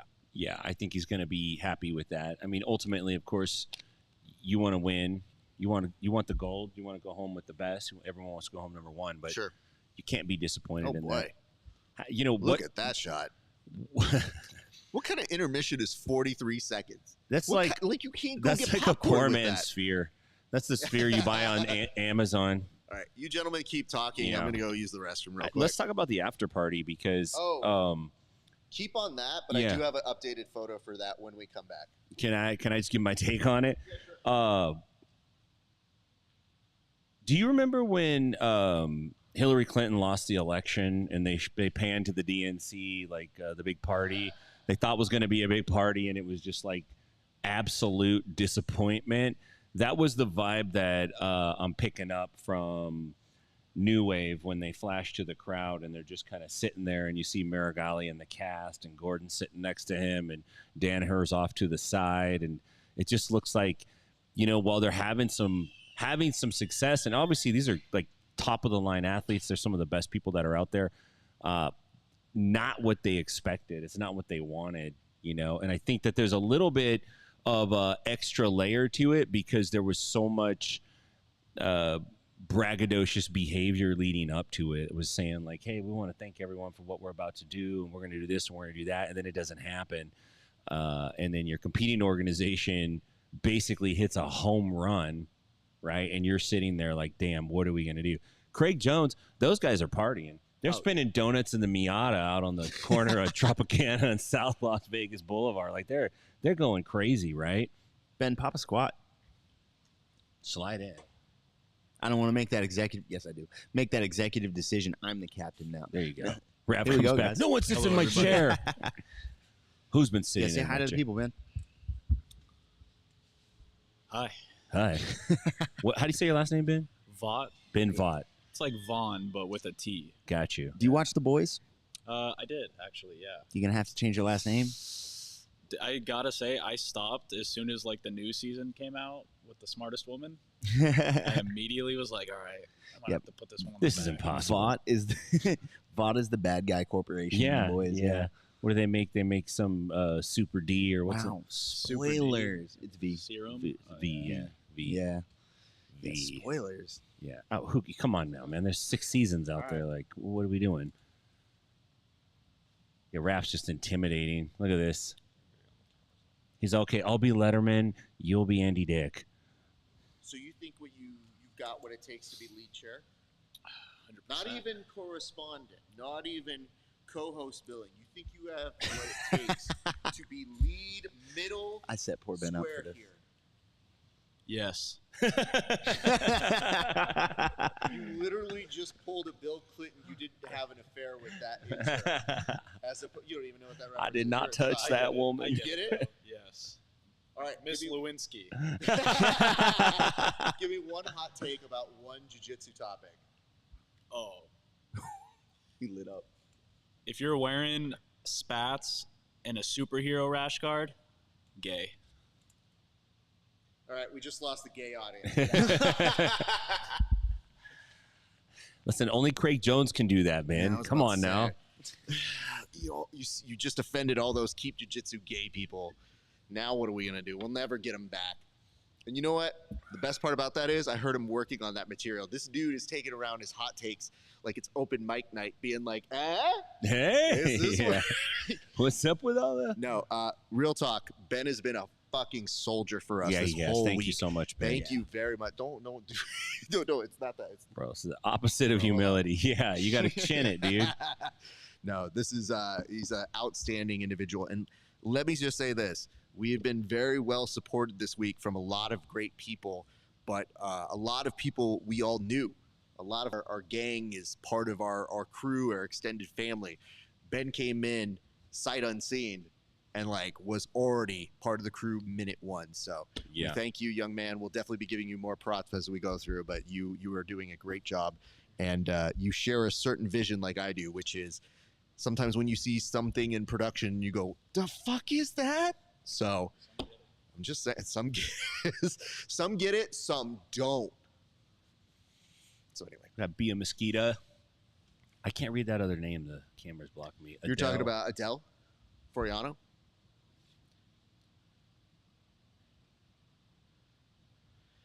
Looks like our friends will be rejoining us soon. I did get note. I think that you can tell that Egghead has hit his true dad moment of being like, all right, let's get out of here before the traffic kicks up. Yeah, we don't want to be here when everybody leaves. Oof, it is going to be. Let's leave in the seventh inning. Seventh inning. But Dad, I want to watch the whole thing. LA has changed you, Egg. Hey, he's not part of us. He's the San Diego crew. It's all the same once you're north of the grapevine. No, it's not, bro. I don't surf enough to be considered San Diegan. San Diegan? Yep. That sounds like an egg sandwich. How about San Diegan? It says the grappling hour. Let's go. What a crazy weekend for grappling and MMA. Derek, you're not lying, my man. It has been intense. We have covered damn near 21, 23 hours of MMA and grappling, and I have to say it's kind of been all worth it. Now, Tim, you made a great mention about Hillary Clinton in terms of that party where everybody was a little bit down. I like to think of it that it's a little bit like Festivus, where Danaher just airs his grievances on everybody's terrible technique and just goes like, and now we turn to Nicholas Marigali, who would have made me happy, but disappointed me greatly. And everybody just goes like, man, I wanted to just eat some chicken, but instead I feel bad about myself. And they all cry themselves asleep. Having said that, not too far from the truth, because I've actually had dinner with a couple of those members, and it can be intense. Nonetheless, we have a match in front of us. 16 minutes, 41 seconds. This is for, and correct me if I'm wrong here, your absolute championship, correct? Because we did have the bronze medal match, which wasn't really a match. It was a forfeit as a result of injury. Amy Campo taking home a bronze medal there. But do we have any feelings about this one? Do you have any? Ooh, we're already at a takedown, by the way. Adele's hunting that mirror lock that she got earlier. That was a beautiful mirror lock. Yeah, that was really cool. We're gonna do the technical breakdown on that, and I'm gonna jump on Tim's elbow full force. Oh no! Now you can do it to Ben because he's in a suit now. I would never. He's accessible. I would never do that to you, Ben. You got to take this out. I dozed off for a brief. Well, then you're one of our audience members, so that's good. No, you'll be just fine. Just go. Ben, call up some training partners you don't like. I got some shit to demonstrate. He goes. He's got him on speed dial. I'm gonna make some calls. Is Harrison there? So man, B is so tough. I'm gonna reverse Matt Enforcer there. Reverse Matt. My man. Hell yeah. So I've been waiting to unleash this poor child because at first I've just been kind of like horsing around and like pretending to choke him and whatever. This dude doesn't want me. He wants the final boss. Let's go. But I like the fact that when I called him, I was like, or he called in and he's like, hey, are you guys still there? I was like, bro, first of all, where the fuck do you think we were going? And then second of all, he goes, I'm bringing my rashi and some shorts. I want it, Kevin. And he said that? Yeah. Hell yeah. I brought my gear. We'll roll. Yeah, we'll roll. Oh, wow. Wow. Can we film it? Yeah. Can we film it? I mean, you should ask him. Oh, yeah, he said, yeah, of course. I thought the kid was like, I don't know, man. I got you. I'll wrestle with you, Kevin. Perfect. Oh. Let's go. Wow. Wait, I who love are it. you texting after that? I like that he was like, good? Yeah. All right, cool. I'm down with it, can man. I'm go. with the energy. You got to tell your girlfriend what? Oh, man. He's texting Andy Varela. He's like, can you come down here now? Babe, put the ice packs in the freezer. It's on. What should I do? So hold on. What did I say to you, Kevin, last night? What did I say to you, Kevin, was the plan number, the scenario in You which said plan letter Z. Yeah, it was plan Z that you would end up rolling today. And yet you have Found a way. initiated plan Z. We're all out of letters, man. It's time to go. Yeah, man. Here enters a challenger indeed. I just like that this kid's like, it's kind of a free private. So yeah, I'm taking this. He said I'm with it, Mo. Yeah. He's going to You know start what? asking you all That kinds of Hold stuff. on. For the fucking work that he's done, Yeah. you private the fuck out of I'm this good with kid. You show him something that is way more impressive than the rest of us can do, which You get the business card first, though. you get the business card first. By the way, we are mentioning this is a great match thus far in. Bia Mesquita is she is focused in on that. And we were saying that we're looking for that mirror lock, correct? Yeah, the From elbow Adele. twist with the overhook. I'm not sure whether Adele, I genuinely don't know, whether Adele can hit it from the bottom. She's jumped into it before and was looking for it. You can hit it from the bottom, but the trick comes from moving your entire body behind the elbow, right? Bringing the elbow across your opponent's center. Using your entire body to do that. It's Right. really hard to do that from the bottom because the top person can just limit your ability to move your hips. Can I point this out? It is kind of wild to me that there's been very little mention of also great jiu-jitsu standout who fights for Here it is. the There PFL. it is. and She pulled her arm Bellator. She did lose it because Bia is too Yeah, aware Bia of it. pulled her arm inside as soon as Adele started to climb and started to bring her hips up. Bia swung Now, swung, Is this going to be at a disadvantage now for Adele? That somebody who's so crafty as Bia, she reads that and now she's like, oh, okay, now I know what's up right there. If you're Adele, you have to have made that read and go, all right, well, that was plan A. Yeah. What's B? What's C? Like, I'm not getting that one. Unless I keep her honest, I'm not getting that. I just feel like if you've ever seen Bia compete live and in person, she has that literally just reads to you as no. Yeah. Nope. The answer's no. Still no. Still not happening for you. And I don't know about you guys. I'm pretty good about being like a poker face with a lot of people I roll with. Somebody like her, I go, listen, it could be a little intimidating. I think after the fourth or fifth time you've tried your best thing, you're like, damn, this girl is not giving me anything. Yeah, So there's it some can be very, competitors. There's some competitors where you like win, lose, or draw. You know you're gonna have a bad time. Yeah. Bia's one of those. So She likes to win, and she's good at it, man. Yeah, she does. She does it kind of often. Yeah. She is phenomenal at it. And credit due being all the way. We want to make sure that we're pointing out this, but she has Lady Goat written on the back of her rash guard for a reason. Like, she is somebody who has always been a standout. And I do believe now she has wrapped that arm up again. See Wow. again, Bia saying no. There it is again. Oh, but Well, this is a shoulder that's crunch, actually but- not a bad start, if I'm being honest. It's hard to finish because she could still revolve it around. And I'm speaking of Bia being able to escape that arm. I think she's very savvy about it. Like, look, like it's nothing getting out of it. But at least at the most part, if you're over the elbow, you do have a chance of sticking a little bit more like glued to it, at least for a sweep. But in that particular case, Bia just is able to wiggle her arm back on out through it. Yeah. Look at Bia just straight up trapping the arm she knows she wants. She's just trapping that wrist. She's like, yeah, you know what? We're not doing the whole thing where I risk swimming my arm out. I'm just going to pin this to your chest. Good luck. She's so unbothered. Yeah. The timing that Adele has, though, from every time Bia tries to posture a little bit, she snaps her Climbs. back in with her legs and pulls her down. Yeah. Gentlemen, I need a. Yeah, man. Oh yeah, pass it around. I need a editorial board check on what we feel about this. Oh, that's. I think the editorial board said exactly what they needed to say, so maybe we won't be putting that one up. yeah, that one's for the group chat. That's not for the main page. Good Lord. Yep. Yeah, that one will get you in the Man, Ben's had some zingers. Ben's not bad. Hold on. He's not bad.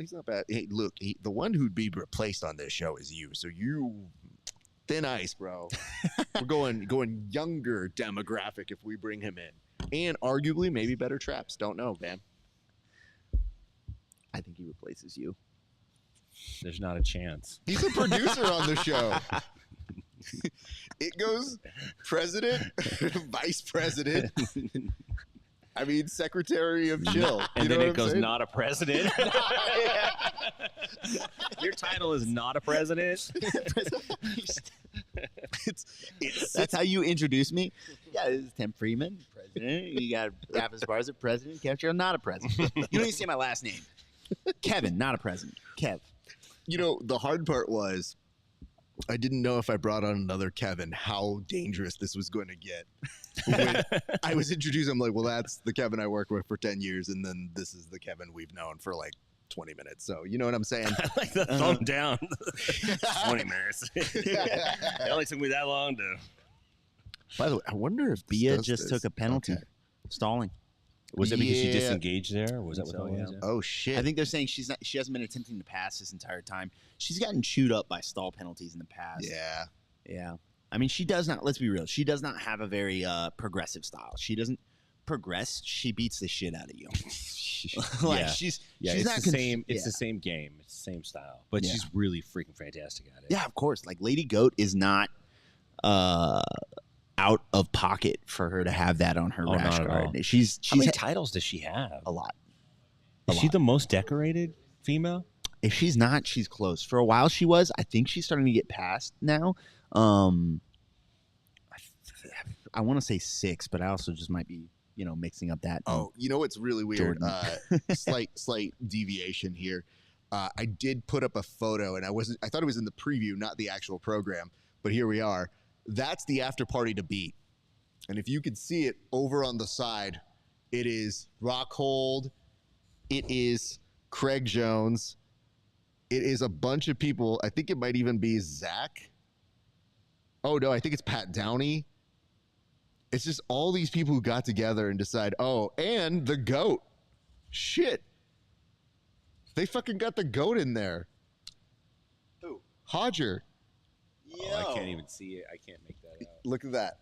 Like right up close. Oh, yeah, that's Hodger. Yeah, they got Hodger. Dude, I just want to say this. ADCC needs to have Andre. That's fine. Maybe Andre, but the only way they beat them is if they get Marcelo. Adele's on an arm. Check this out. She's on that Choi bar. Not good for Beatrice. Beatrice is In now the Straight into the triangle. Worse. Ooh, that arm is Out of the compromised right into now. the fire, man. Bia trying to go over. She's going to an Arm's still ultra in danger. Kimura. That's crazy. Oh, yeah. This is a very dangerous spot for her. Triangle's looking good, but that arm's looking even more in Side danger. triangle working them at the same time. That's fucking powerful. That triangle's a tough finish. That You know triangle's a tough finish, but the Kimura is not.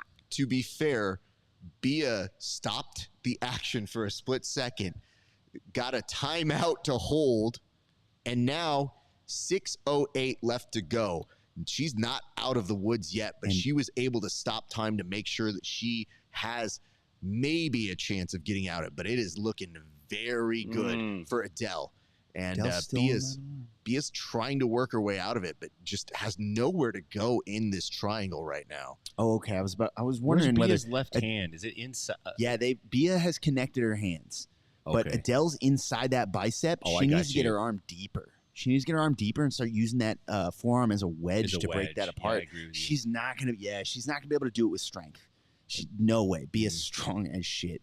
She's got to get that wedge in there and cook her for about 5 minutes on that grip. Isn't she now Bia's using her knee up underneath her bicep just to support that arm and keep it up? Yeah, I think I can't see, but I think she's grounding her bottom arm and her bottom elbow against the mat so that she doesn't have to use grip strength, which, savvy vet. Which is brilliant. In the ground, I always tell my students, the ground is that like third party in all of the matches, and sometimes it's your friend and sometimes it's your mortal enemy. Yeah. Yeah, I have that discussion all the time with like wall work and groundwork. I'm like, yeah, man, sometimes your friend, sometimes not.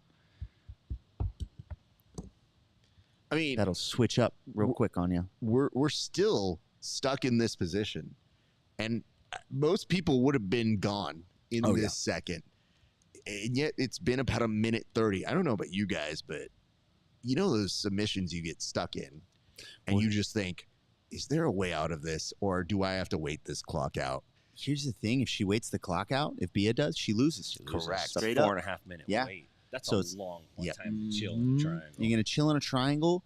It's a tight one too. Chill in a triangle and have your arm cooked. And at any point, if that breaks, something else might. But meanwhile, you're under pressure to escape and score. It's just the idea is you are contingent almost on them messing up, and the cameraman having a bit of the shakes over there. Incredible timing on the word mess up. And the cameraman just loses it.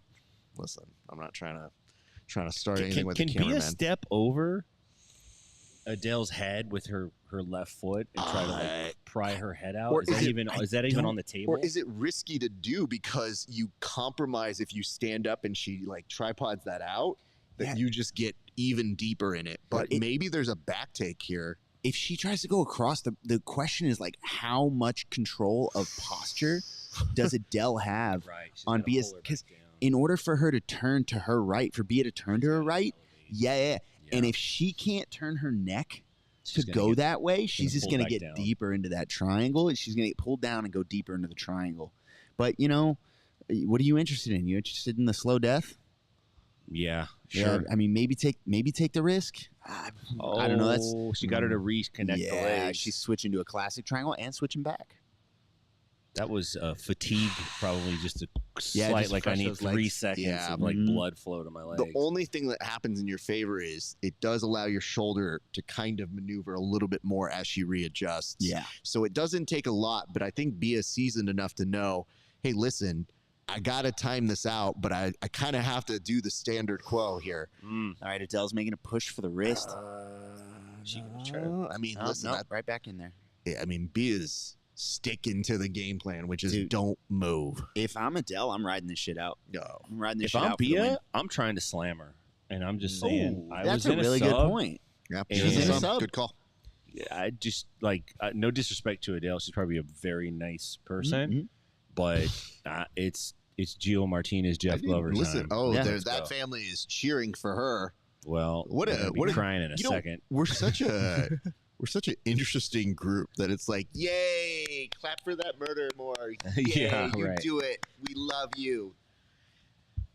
I'm intrigued to see how long this goes on for, because when we said the original proposition was this is going on for a bit, right? We said it was going to be something that she has to endure and go through. Guys, it's been 3 minutes now in that position. And we did say, well, maybe she'll be in there for a while. We'll see how long it's going to be. You almost get the sense it could go the full 5 minutes in that position. This is like I walked into the Human Centipede movie, and I'm just like, what the? Yeah, it's 100% that. Tim with the 100% correct call. You know what's so funny is, if we were smarter individuals and, maybe we learned something from ADCC, there's always the possibility of creating unnecessary super fights. And maybe that's how we should have built Ben versus Kevin. Like, it was like, you didn't need this. Nobody asked for this. But Kevin said, if you give me this. Rap. Hold on. I think you just came up with a genius segment, unnecessary super fights. Absolutely. That is beautiful. Like that. Hold on. That is great. Let me just tell you guys this. This is, again, the 6th iteration of a fight companion that I have done for ADCC. In the 2nd iteration, we used to have super fights. Do you know who one of the super fight participants was? ADCC competitor Keith Krikorian. Oh, beautiful. So because they used to be at all hours of the night, I had talked Keith into doing one, or I was like, yeah, we're doing this. And Keith's like, oh, man, nobody else is a nerd like me who will stay up. I'll do something for you. I was like, would you have a super fight against Joey, who is a friend? Joey won House, if you would. Oh, yeah. And Joey's like, I'll do it. I'll take on Keith. Keith's a good kid, but I'll show him what's what.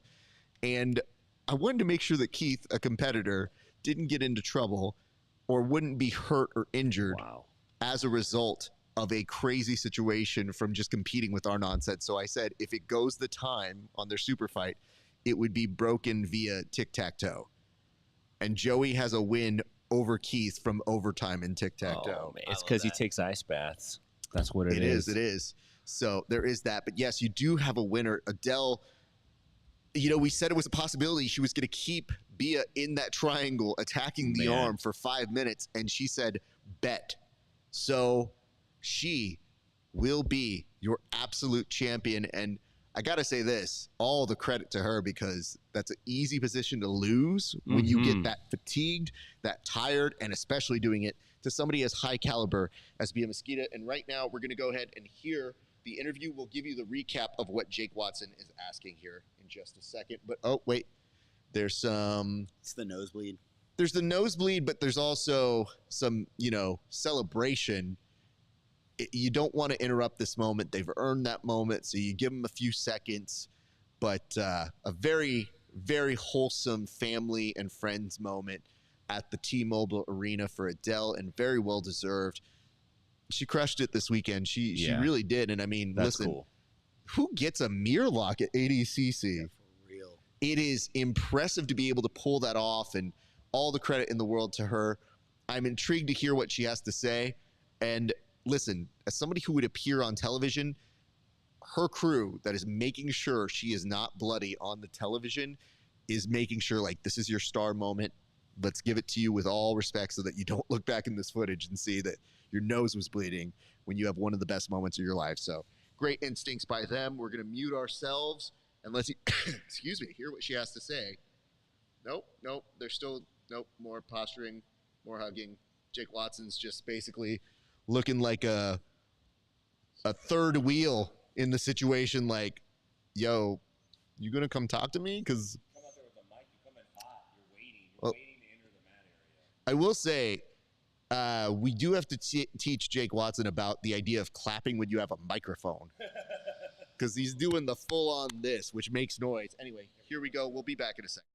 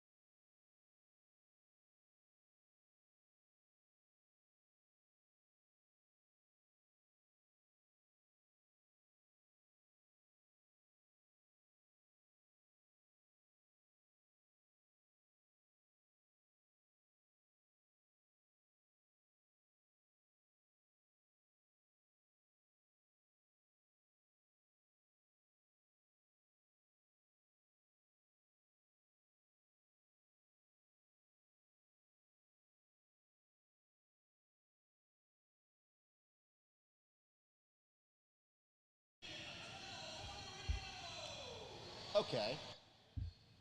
So correct me if I'm wrong here, but it sounded like she gave a lot of credit. And I want to first, before we get to the juicy part of what she said, give some props here. It was a really nice speech. She was able to tell her friends and family how much she loved them. She was able to say what a great weekend it was.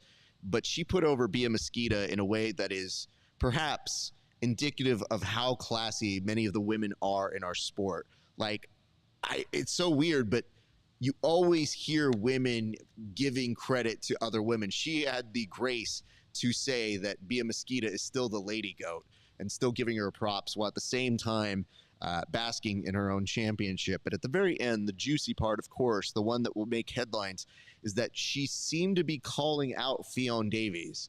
Now, did I hear that right? I think you did. That was the gist of what I heard. Yeah, I almost was like, wait a minute, she's calling out Fionn Davies? Like, yeah, but I think so. But you'll notice it was a put your money where the mouth is, not any mention of Craig Jones Invitational.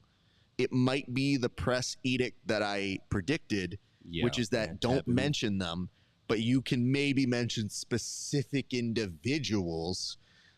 I don't know if that's true or not. I just get the assumption of walking around it or skirting around it.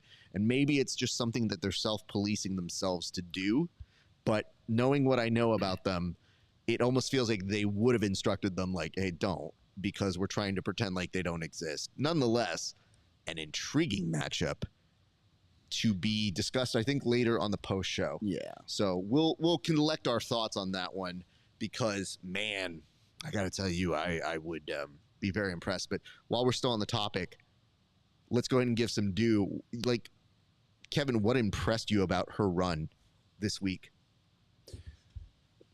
Her run this week? Yeah. I mean, she was exactly who we expected her to be the whole way through. She attacks submissions. She's dangerous. She's explosive. And there's something that, like, you kind of have to mentally prepare for when you're going into ADCC rules because of the nature of the rule set, which is this match is probably going to be decided by one exchange. There's going to be a lot of grip fighting, a lot of maneuvering, a lot of positioning, and then there will be one moment, and we don't know when that is, where both of us decide to commit. Both of us lock in, or I get a look and they don't quite get away. One moment that's going to dictate the match. And a lot of the time that's a takedown, or it's a back take, or it's a sweep. And with her, it seems to be immediate submission threat. Potentially the fight's over. And you just got to love that, like 0 to 60, all gas, no brakes, no curveball, no changeup, straight down the pipe, just gas. Tim, I'm going to come over to you right now. In terms of performances in the past from ADCC, where does her run stand? Because maybe it's been a while since we've seen that absolute category, but I think that just justified it in the same way that men have become double champs. We saw her have an incredible weekend herself. So where do you kind of place that in the history of ADCC? Well, I mean, anytime you win double gold at ADCC, whether it's 2024 or 2022 or whatever the year is, that's not an easy feat. That's typically representative of the best grapplers in the world. But I think, to be honest with you, in her own mind, the reason she's calling, I'm not going to we'll get to that at the post show, but sure. It's always going to be historic. It's always going to be personal. And that's something that the ADCC needs. They need new stars. They need people to show. They need people to shine. It can't feel like, hey, they just put a bunch of backup or, the next group of names on the list to get them in there and fill the seats. So I think it's awesome. I beat some scrubs to win this, frankly. Yeah, I got my scrub medal. I would tell you this. Bia, gee, that's a big deal. I would tell you this. I think one of the things we could take from pro wrestling, and there's a lot of good we could take from pro wrestling, is I think you could learn the way to cut a good promo in this region. A lot of people take stabs at it, but if you'll notice in pro wrestling, they'll usually compliment their opponent, and they'll say, like, I know this dude's a killer. A legend killer, a guy who's been crushing it on the scene. But I'll tell you what, that won't mean nothing when I get in the ring with them. It's literally putting over their opponent to heighten the stakes. Most of the mistakes I see our opponents or our people do in jiu-jitsu is they don't tend to up their value. They basically say, like, yeah, dude, this guy's nothing. I've seen his half guard. It's garbage. And then it's like, well, then why am I tuning in? He can't pass my guard. He can't pass my guard. Oh, boring. Okay, great. I think you need to probably highlight why this match is compelling and sell that to us. Because if you just go on this is garbage, we stop caring at a certain point.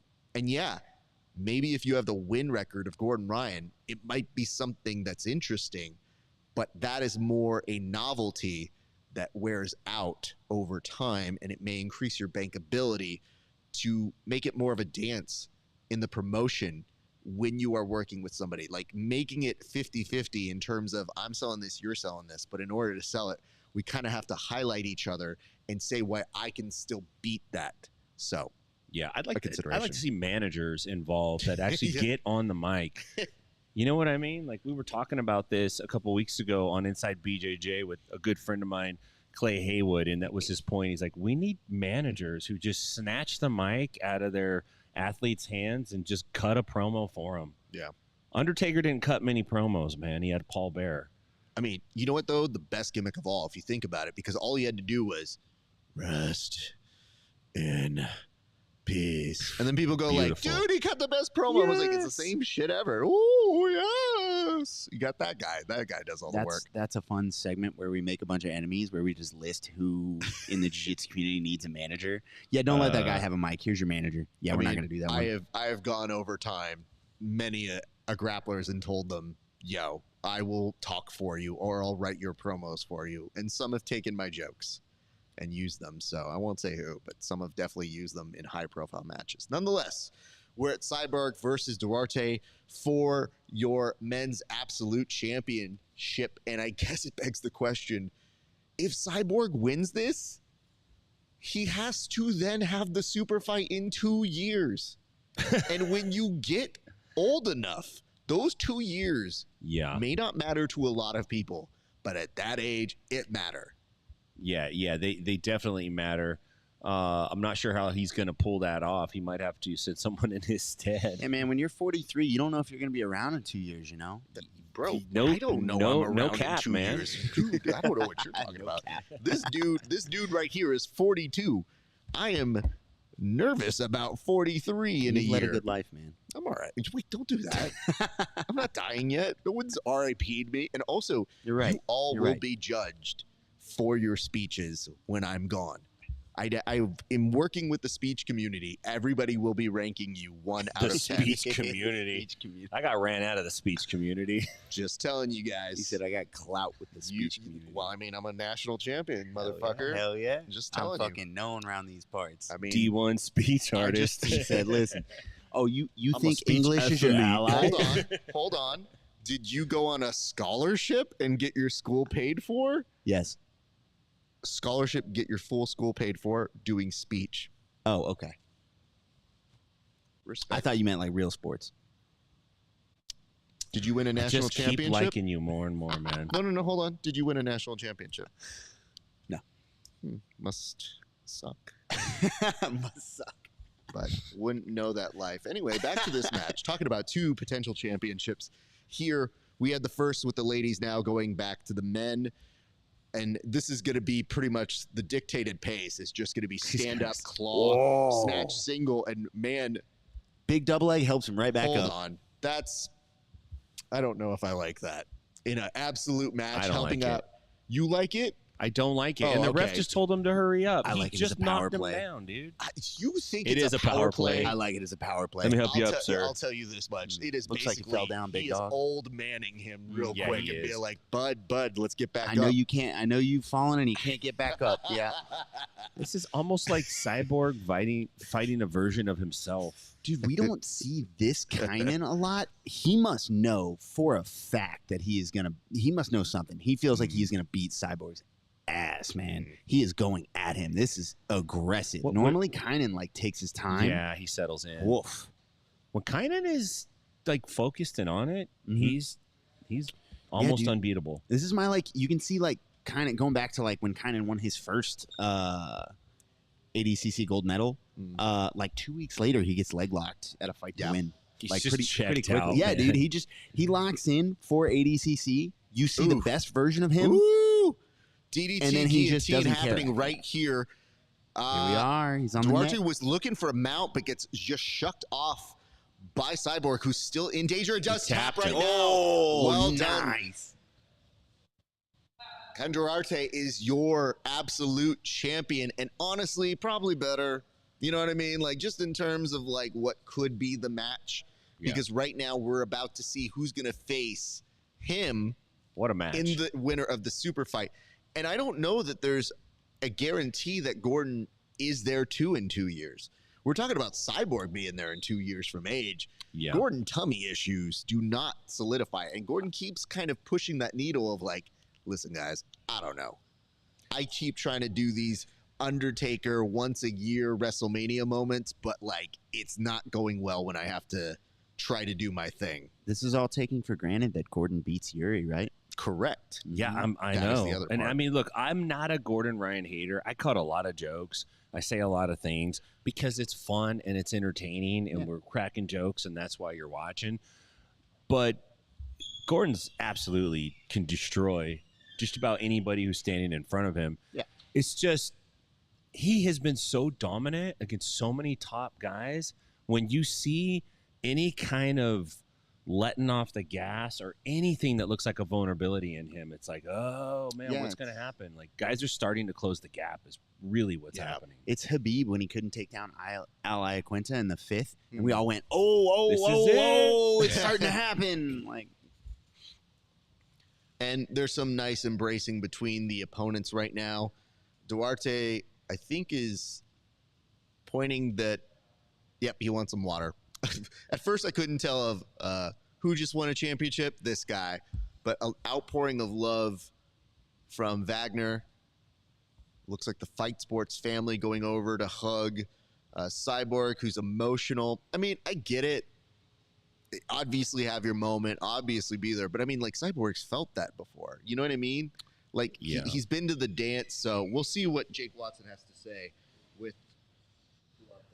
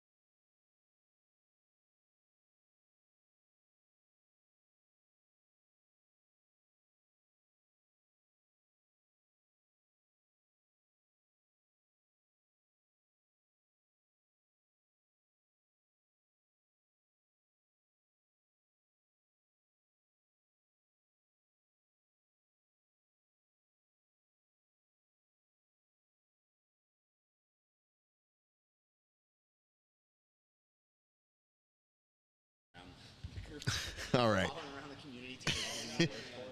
So, a great moment for Duarte.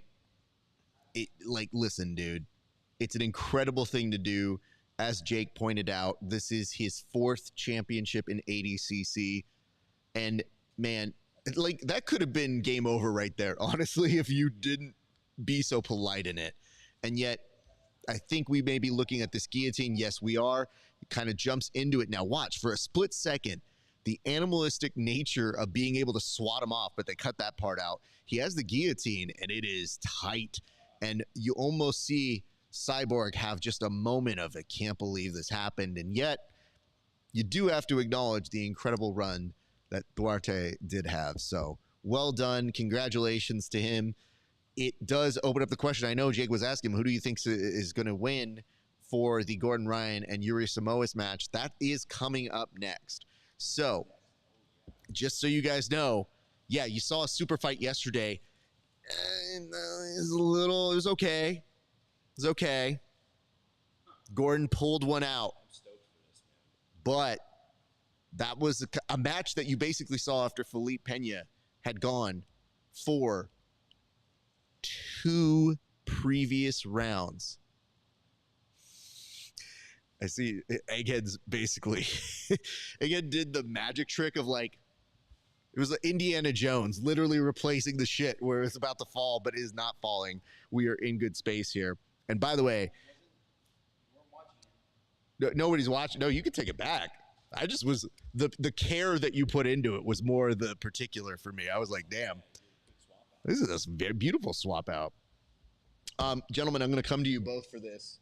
So what is what? This. Oh, dude, they probably have Fortnite or something. Fortnite's kind of cool. This is Magneto? Youth correspondent over here is telling us Fortnite no build. No cap or cap? No, I'm not doing any more of that. I've stopped. Looks like there's a lack of Riz going on right now. But I'll tell you this much, children. Oh, look, it's fire. I would assume. More lasers indeed. Oh my God, this is so worth it. I'm so happy they're not giving away $1 million.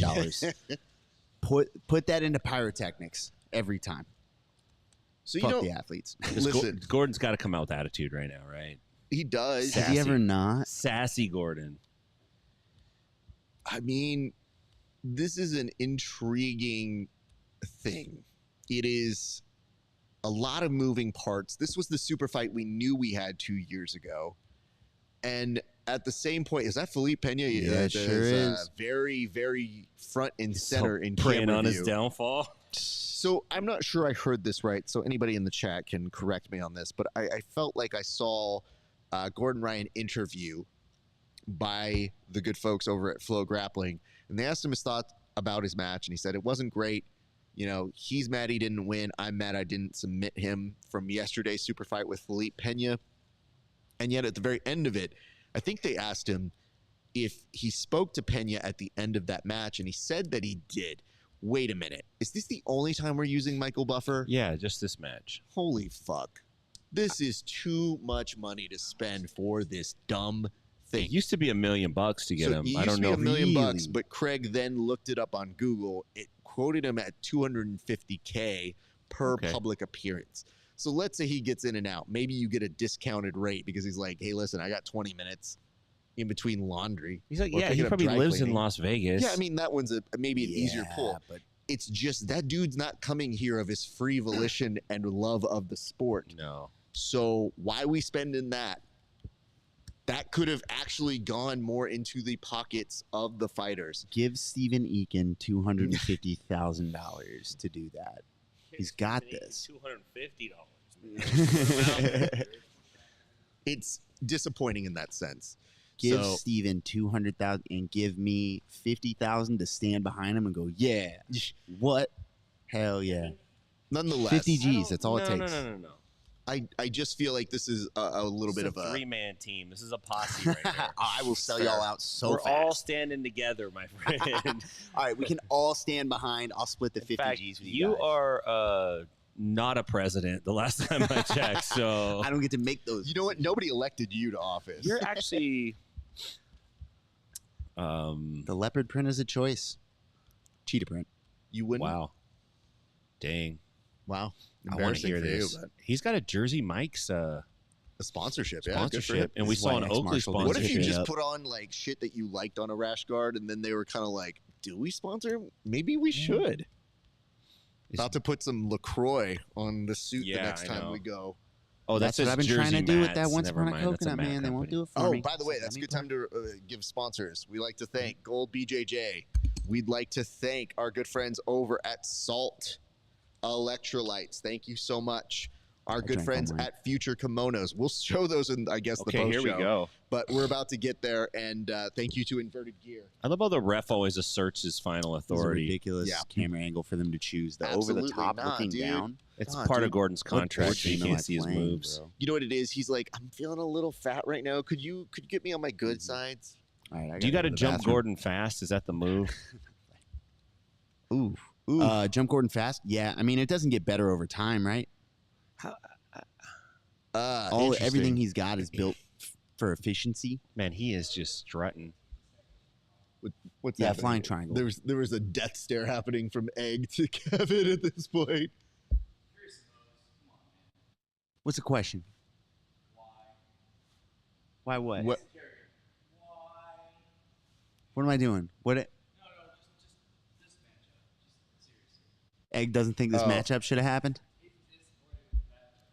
Oh. No, I Not totally disagree. impressed. I think Yuri earned his spot, man. I mean, quite literally.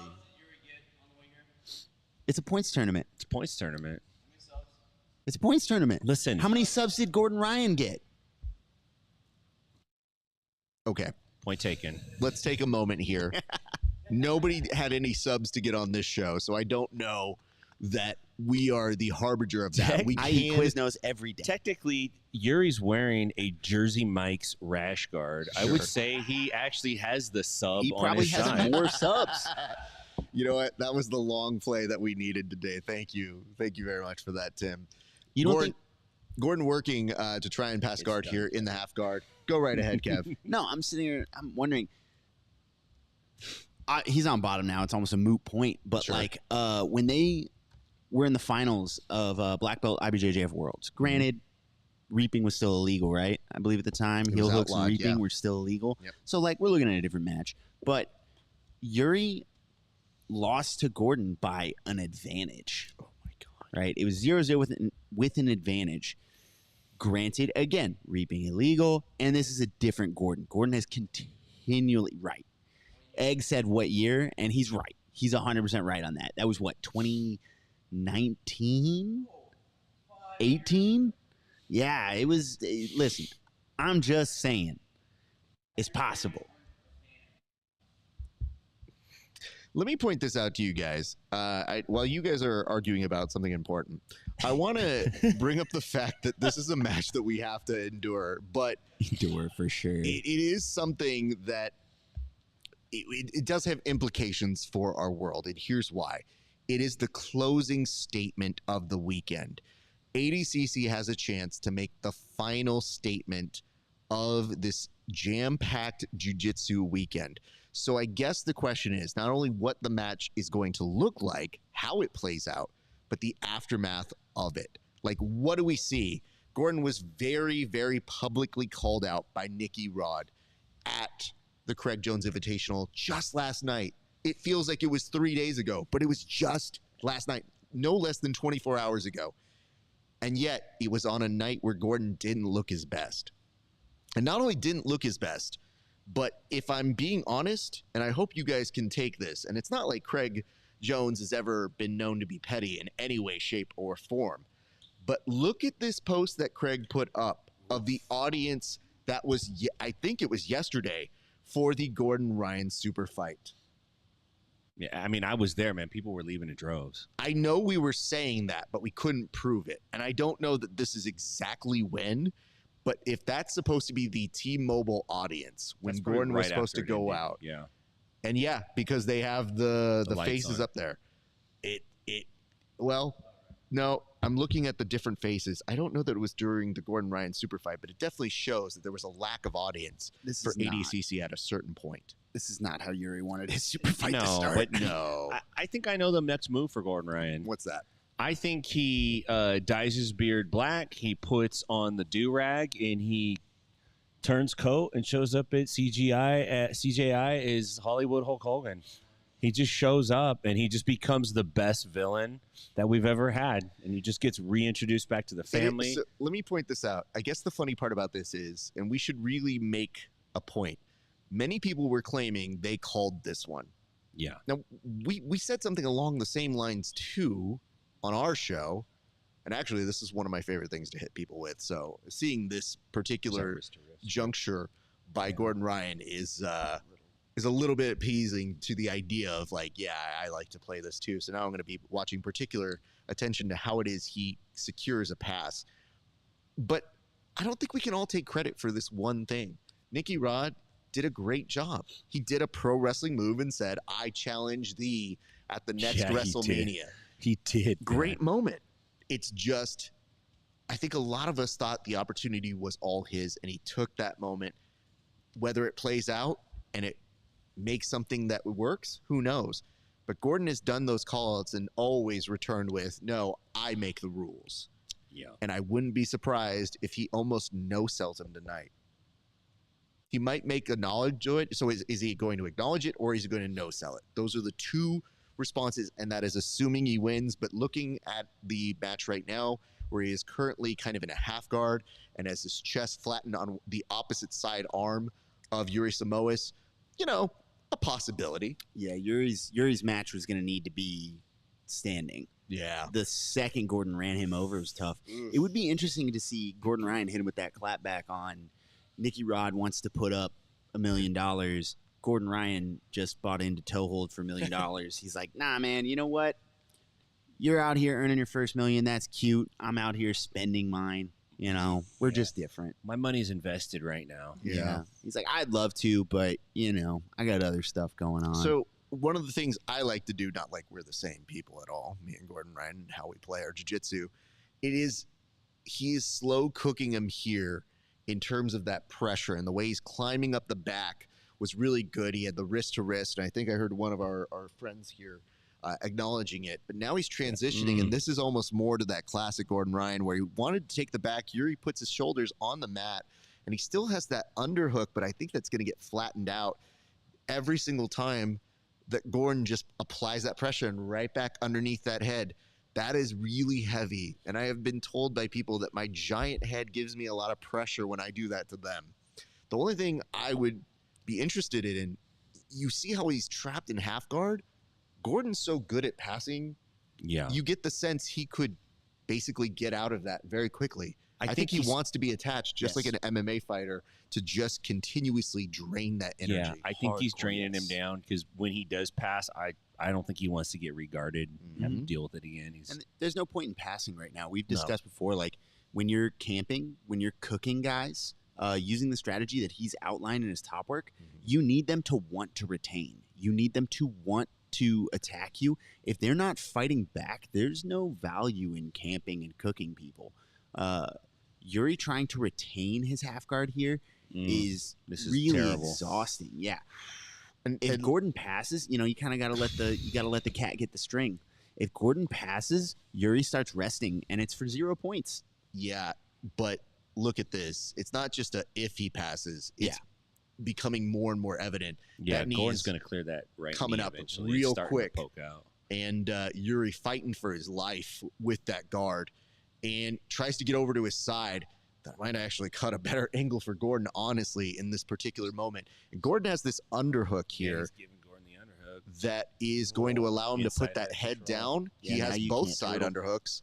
I love using the head as a replacement for the crossface. Yeah. And using that arm it's to really powerful. Get a double under. What is up, Allens and Im? We appreciate you for joining us. A lot of you guys have been so kind to us throughout the weekend and have been also sets up the head and arm. Dropping some nice notes to us. Thank you guys very much. There's no turtle. There's no longer a viable option if he lets him pass the half guard. It's like what we're really seeing is a more detailed version now of the passing game in no-gi. It's like I'm not trying to make a gi versus no-gi debate at all, but there's been so much no-gi for the last, so much gi for the last 50 years. The passing lanes are very well known in the grip work and the patterns. And no-gi, the lack of grips kind of made it feel like it's kind of up in the air, but it's starting to get sorted out. And it's interesting that there's such a strong wrestling influence involved in it, which is something that was lacking for a long time in the jiu-jitsu world. I want to quickly bring this up before it becomes something that's not relevant, but maybe Gordon's waiting for points to go to that mount. Oh, yeah. Oh, like, yeah. legitimately, those 36 seconds are him just biding his time, keeping the underhooks, maintaining position, so that the minute they yell out points, he goes, all right, we're going to start in mount. I was very surprised when it looked like he was making an effort to pass with that extracting, but I think he was just extracting his knee line. He wants to hang out in this three-quarter mount, quarter guard, three-quarter mount. Yeah, he just wants to hang out here until it's time, and he's going to pop his foot out as soon as that 9 seconds. Yeah. You know what? I have an idea. Stopwatch. I'm going to count on the stopwatch how long it takes him go. He's immediately. We'll see. And up. All right, time's on. Nope, not yet. He's still in that. Now watch. The foot's coming over. He is helping ease it out. He is out to mount. We wait for points. I mean, I give him a second because we got to give the actual 3. Took he lets Yuri regard before it. we saw a score. And he's going to clear it again and get 6 more 15 points. It again seconds immediately. to get that score in. Good Lord, he is going to run the score up. He's about to be up 6-0. He gave it back. And then it comes back. And he's going to pop it loose. Oh, my God. God, this is about to be He's embarrassing. smiling. He's smiling at this point. And he might actually be smiling directly at Pena, if I were to make a guess. It And could now he's either be at his laughing. crew or to Pena. Yeah, go ahead and take the half guard back, because then it just means I can go back to mount and get another 3 if you want it. Oh, Yep. man. This is going to hurt. It's tough, but that arm is getting cinched up. Could be looking at a transition to either the back, which we are now heading toward, but there's always the armbar presentation. But yeah, we're looking at a back take. He might try to, go over to the side. Yuri's got to time this He out. laughs every time he puts that foot back. I mean, Yuri's in danger very much. Back take, not only a reality. I was going to say armbar, but man, here we are. Armbar did lose it in transition, and Yuri gets him back to guard. Gordon starting to try to stand. You can't count Yuri out. You can't. You can't. No, man. I'm not counting Yuri out. No. I didn't say you can. I said you can't, but I laughed. So I'm sure that sounded a certain way. I think you can count Yuri out. Nope. No shade at Yuri. Hold on. No shade at Yuri, but like going back to Egg's point, like in a 12-0 match, who do you know who has scored 13 points on Gordon Ryan unanswered? Well, now that you put it that way, Kevin. And the other question is, does he submit Gordon? Well, there's always injury. There's also Gordon Ryan has blown his knee out in a match before. LCL with Joao. There's also earthquakes out here on the West Coast. A blizzard or tornado could hit. Dust storm. Dust storms are big out here in Vegas. Definitely got hit with one. Someone could pull a fire alarm. Absolutely. Dude, what a genius idea. Yo. Yeah, I'm going to get in the car. Actually, don't do that. A lot of people paid money. Yeah. Oh, okay. We've lost Egg. Egg's falling asleep on the ground now. Egg just called time of death on Yuri. I will say, so hold on. Egg, do you break fall before you go into bed? Because you did break fall there, and I was incredibly happy to see that happen. Grace. Reps are reps. You're 100% just instinctively seeing it over to the side in my peripheral vision. Back to mount. Might be 15 here in a second, and we are at 15. Is it disrespectful if I go to the bathroom? I made a joke about it earlier. I mean, do you want to miss the finish? That's really what you're risking. I think he plays with him until there's about 2 minutes left, to be honest. Now that he's got the back? Yeah, I think he plays with him until there's 2 minutes left. Let's see. I mean, I don't know. What is the idea of waiting for the 2 minutes left? What was the idea of passing him fucking 6 times? I mean, I'm just wondering why in particular you're like, I feel 2 minutes is it. 2 minutes? Because 2 minutes you can afford to screw up a few times and still break through for the finish. Is it Gordon's knuckle bleeding? Oh.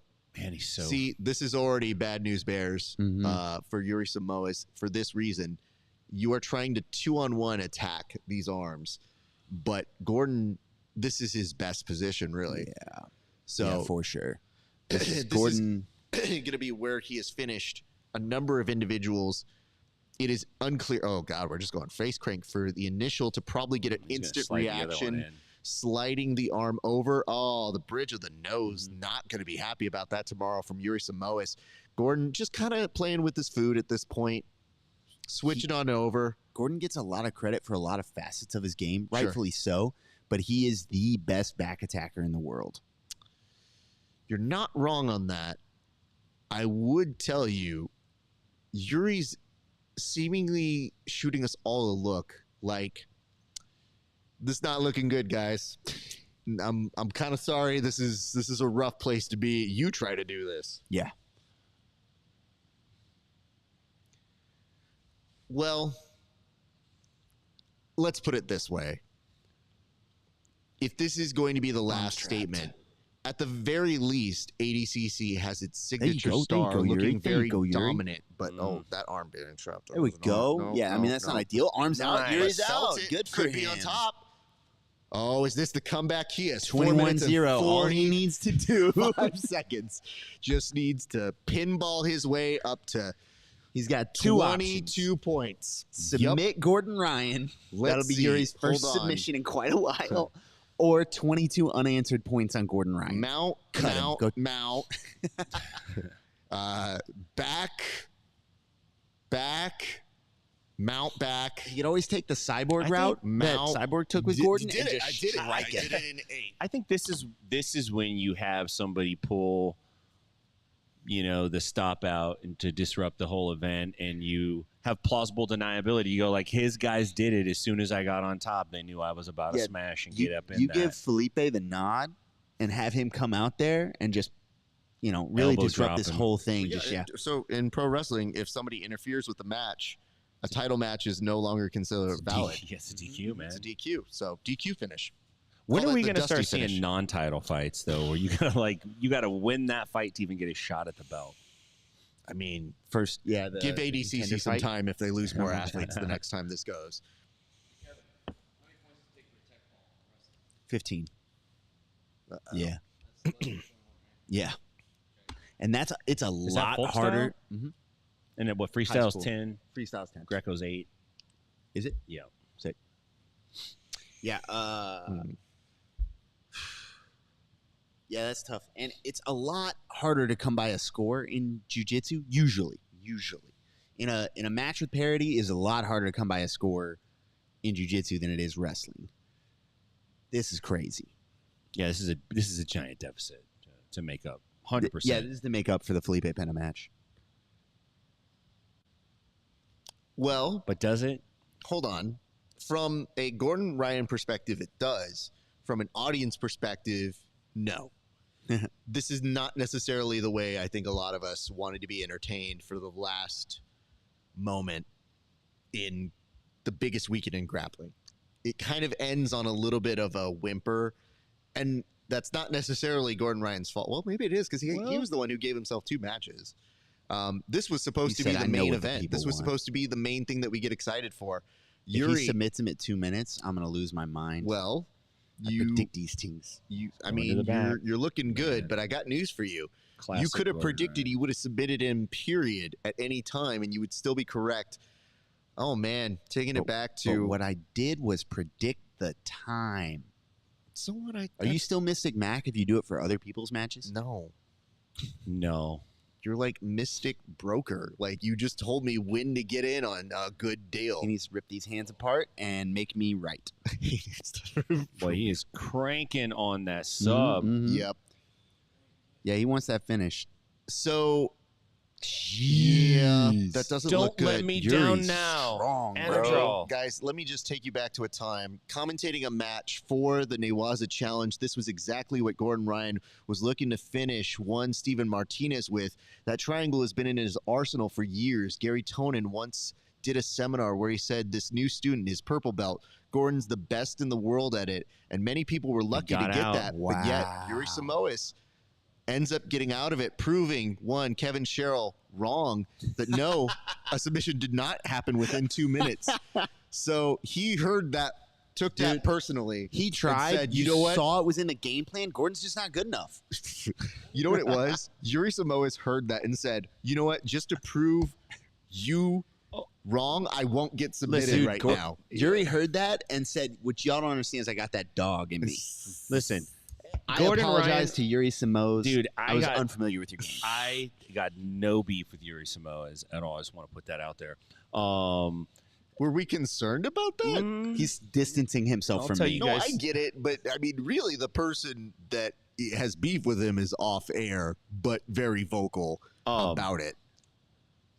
Yes, Gordon has 21 points, but the points he has, he kind of just ran them up in a ticky-tacky way. Like, it's not like he...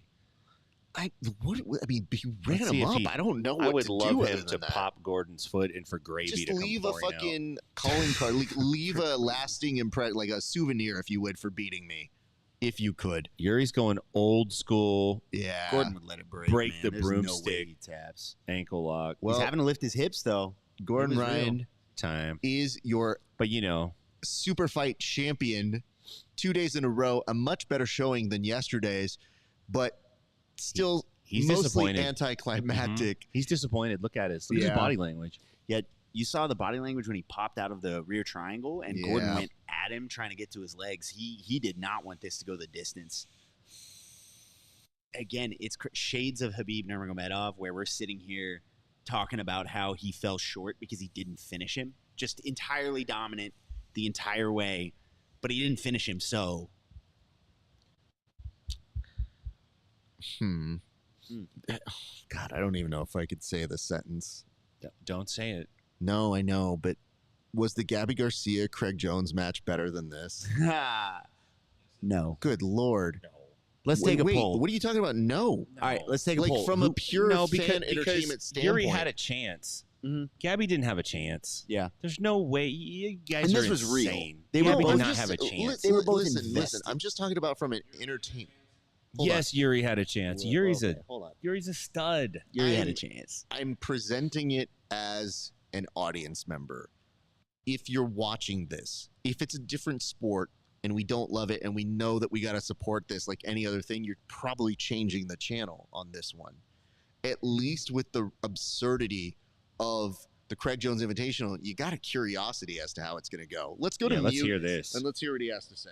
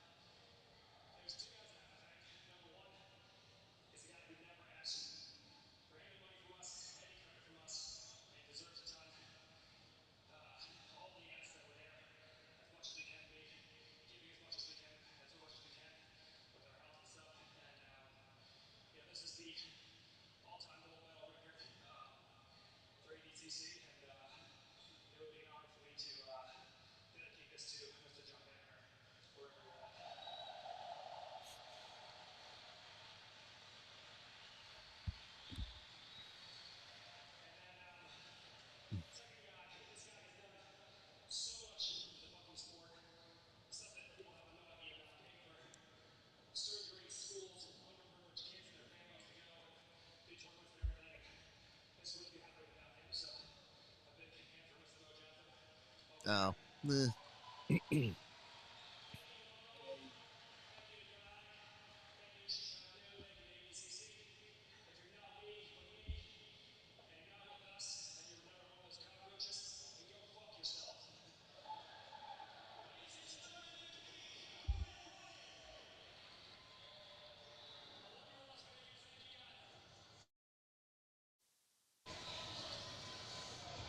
Okay. Hold on, guys. I got to go fuck myself. Have you ever won the battles and lost the war? Oh. That's a line in the sand you want to draw. This town ain't big enough for the two of us. Hold on. You want anyway. You refer to the rest of everyone that was at CJI, which most of those people are at ADCC today. Massively more popular than your show with the jiu-jitsu community, and you tell them if you like that show, go fuck yourself. That's 3 point how many million cockroaches? Yeah. Can you do me We have a favor, check cockroach on problem in audio this on the community, thing? It shows apparently. that it's going through, but I'm just not getting it back in my feed for whatever reason. Are we on, or are we just... We should be You on. and I just The commiserated. problem is I that hope I'm I'm not getting the playback on my ears. So, test. Yeah. No, nothing. It's going through. Okay, then I guess we didn't So get out of touch, a. it's crazy. We didn't turn it off. I don't know that we muted it during Gordon Ryan's anyway. Okay, you did say go fuck yourself, Tim. I'm glad you said it. I didn't want to say it to you. Give me a second here. We'll have more thoughts on the post show, filling in for Kevin Sherrill. I mean, you know what the best part is? You don't have to invite Egghead to a good time. Egghead, at the drop of a hat, coming in to fill in for handsome Kevin Sherrill. Egg, listen, I have to ask, what is the thing? What is the issue with Yuri Samoas? Because I'm not excited by the match. I can admit that. But when it's happening, I have to say, all right, it is what we are covering. Where is the beef, or where is the discomfort, or where is the I don't want it? In the last ADCC, how many submissions did he have to win the absolute to get this chance? So we're talking about when he actually qualified to be in this spot. What you're putting a 0, but you're acting like that didn't qualify him for the position. So by ADCC's rules, he did punch his ticket to get to face Gordon Ryan. So that just, epitomizes the problems with ADCC rules. Sure. Okay. How boring can you be? I mean, we've seen that before with champions, especially the bigger guys. They're like, hey, I can push you off the mats. Congrats, sumo wrestler. Yay. I don't want to watch that. I hear you. I do. I mean, I know I'm verging on unprofessional. However, it just let me be the voice of the fans for like a minute. Like, yeah. No, thank you, sir. So how could they get you back? Because up until this year, would you say that you were a fan of ADCC, or at least a fan of this as a spectacle?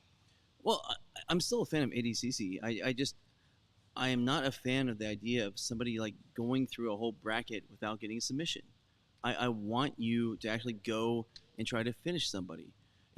There's always a risk of somebody trying to play the rules and using it to their advantage. Mm-hmm. And so they're like, okay, all right, great. I'm up on points by 2. Let's just chill for the last 8 minutes. Or I'm sorry, because usually it's 5 minutes to the points. Right. So okay, at 5 minutes I get my 2 points, and boring the last whole time. I mean, and we can have that. I mean, and if somebody got it, hey man, it's not your fault if you play the rules. It's the rule set itself. But it just highlights some of the problems with the rule set itself. Period. Yeah. So Kevin, you were on the same page or against what Egg was putting out there? Like, where did you fall? Because you guys were very vocal to each other, and now I have you right next to each other. So where did you fall on the Gordon Ryan Yuri Samoas match? The highest form of the art of draws, but failing that, yeah, I would like a submission. The highest art. Yeah. Just got thrown out there that at the ADCC many times I've been called the best dressed man there. I'm not handsome like you. I wasn't there. I got it. I'm not handsome, but I was a well dressed man. So yeah. I make up for that in style. Okay, we have to collect our thoughts here in a second. So what we're going to do in a few is we'll kill this stream, and then we'll get back together for the official post show. But I do want to kind of close out with some thoughts, and I'll ask you guys a couple questions before we wrap this part up, but I'm just perplexed on this, which is it just doesn't feel like a great end. And we had some good action today. Like, it feels awkward, anticlimactic. It feels, I can't even say the word letdown because there's a part of me that expects this, and especially when you saw the end result. But I would like to try and pull some positivity out of this. I would like to pull something that I feel is better to end this portion of the stream on. So I'd like to ask this. Egg, you did go. You said you have been a fan of ADCC in the past. So was there something that appealed to you today from today's side of ADCC? What really drew your attention? What got your love and your appreciation here today, sir? Honestly, I think my favorite match today was Miki Gaval versus Wagner Hocha. Okay. Two Fight Sports guys. Obviously, Wagner, saw Miki coming up, the young man, the understudy, the mentee, get a little bit of love at the beginning of the match, and then it's like, okay, you're still gonna get those Wagner Hocha kicks, etc. Because we still fighting. But then at the end, it was that passing of the torch, and we've seen that. We got Miki Gaval, Elijah Dorsey, we see the Rotolos, the Tackets. Hey, we have this whole swell of amazing young talent that is bringing it with such force and excitement that is like getting everyone pumped up. And then we have a whole gentlemen that are like, as a 45-year-old, I was gonna say they're a little bit closer to my age than theirs, and they're getting to the point where, hey, we're getting a changing of the guard. And, God bless them, but it's exciting, and we're here for it, and it's going to be amazing, and I love that match. And again, hey, Gordon did phenomenal against Yuri. He showed skill, and we will all still study that. Yeah. Because every time we get to see him, we study it. But something like that Galval, versus Hocha match, or something like the Rotolo Tackett match, that would have been like exclamation point to end on. But still, it's an amazing weekend. We are blessed to have been here. One of the only times we'll ever see this, probably ever, if ever we see this again. But we were here, and it was amazing. Don't get ahead of me. That's post-show stuff. So I want to, you teased it nicely, so you guys can come back for more discussion on that, because he brought up a topic that I will return to a little bit later, one that I don't think people have been asking. So we'll get to that in a second. But closing thoughts here from you, Kevin, like before we get to the post-show and have some time to kind of discuss some themes, just last impressions of who impressed you today at ADCC for this coverage. Performance-wise, Kynan Dwarch did incredible. I'm actually very impressed with a lot of the athletes that came in bronze. I know that's not where they wanted to end up, but like Dante Leon as a leg locker, you have a ton to study. If you're a leg locker, between Dante Leon, between Owen Livesley, I keep doing that, Owen Jones, yes. Pasta Head, and between Levi Jones-Leary, you have a lot to study. You have seen a lot of technique, high level technique out there. Like, you need to go home and study. I know I'm gonna. So yeah, a lot of the not necessarily gold medalists put on a lot of interesting jiu-jitsu. I'm really excited to revisit in the post show some of the things we've heard, some of the things we've seen. But as Raf said, let's not get in too deep. Yeah, I mean, I like to tease things. I like to tell people, we're going to talk more about it. You nerds need to go take a bathroom break or get some food in your system. We're probably going to order some food here as well, or I don't know exactly what we're doing. I'm still figuring it out. But I can tell you this. I wanted to, for those of you who see this in the future, because sometimes you guys come and Lord knows you guys watch these things way after the fact, that sometimes I'm like, really? You guys 3 years ago you watched that? Okay, cool. I did kind of want to put a button on this before we actually get some time to talk as a group and figure out what our last statements will be for this incredible as Egghead said, never again, possibly weekend? Question mark. I do feel this, though. I do want to make sure that we end every one of the broadcasts that we are doing by saying thank you to our wonderful supporting staff who have been entirely tireless this entire weekend. And I'll save my remarks for the true end of this show. But if nothing else, a phenomenal job on the lowest of credentials, the lowest of technology, and the maximum output of 15 incredible human beings who just, many are here in person, but we have some man in the chairs who are working there. Our director had back home last night. He made it. I was so happy to hear that, but just a great collection of human beings, and we'll talk a little bit more about that in a few. But in the meantime, I also want to give shout outs to our sponsors. We got Gold BJJ, who came in with the Sub Soap Body Wash. We got our good friends over at Salt Electrolytes, who made sure that we were able to get here. And of course, Inverted Gear, our presenting sponsor for today. Future Kimonos, who sponsored our Absolute division. At our post show, we will show you all of the winners of our raffles and our brackets, and we'll kind of break down how they ended up going throughout the weekend. And we also want to give a shout out to, as of course, we mentioned Future Kimonos, who sponsored everything, but we also want to give a shout out to Inverted Gear. Inverted Gear came through at the last minute. Love you guys. Can't say enough good things about you guys. So lots and lots of stuff to talk about in the post show. But for right now, we're going to take a look at those very nice sponsors and, and then some. So in the meantime, guys, it has been a great day for grappling. We'll see you back on the mats. Welcome back to another installment of the Bullpen. Kev, we got a huge board. Why don't we get straight to it right now? Go ahead and lead us off. Yeah, thanks, Raf. Today we're talking about the clean aesthetic of Gold BJJ. Their phenomenal streetwear they've got. It's not just training gear, guys. You can get streetwear. Raf, are these all Gold BJJ? All of these cards are Gold BJJ? Yep, just read the script like we talked about. Welcome back to another installment of the Bullpen. Kev, we got a huge board. Why don't we get straight to it right now? Go ahead and lead us off. Yeah, thanks, Raf. Today we're talking about the clean aesthetic of Gold BJJ. Their phenomenal streetwear they've got. It's not just training gear, guys. You can get streetwear. Raf, are these all Gold BJJ? All of these cards are Gold BJJ? Yep, just read the script like we talked about. Yeah, you're right. They've got a variety of styles. They have a bag. It's phenomenal competition gear. You can bring it with. You can throw it in the wash. Raf, these are really cool. Are any of these for me? Like that bag? No. They didn't have any stuff for you. They ran out of your well, they're sizes. really affordable if you need to go out there and get them. You can just get the stuff, goldbjj.com. These shorts are awesome. I'm going to get this. Wait.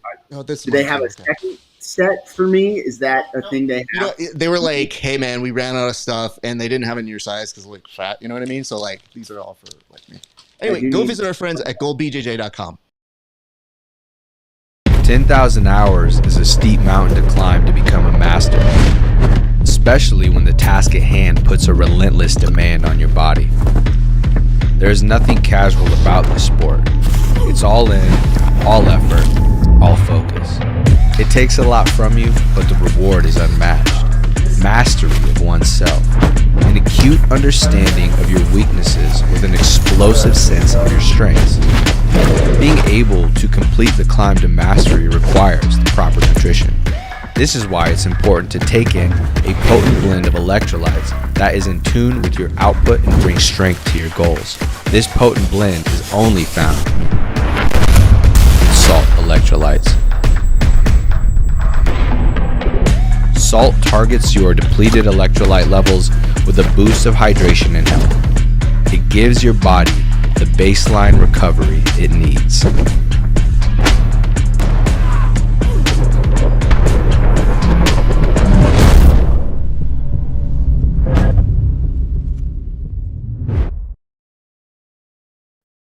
Your BJJ game with Inverted Gear, where pandas and performance meet. Whether you train in a gi or prefer no gi, we have something for you.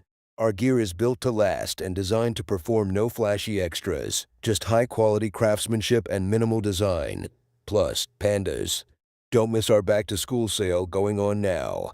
Visit www.invertijar.com and roll with confidence panda style.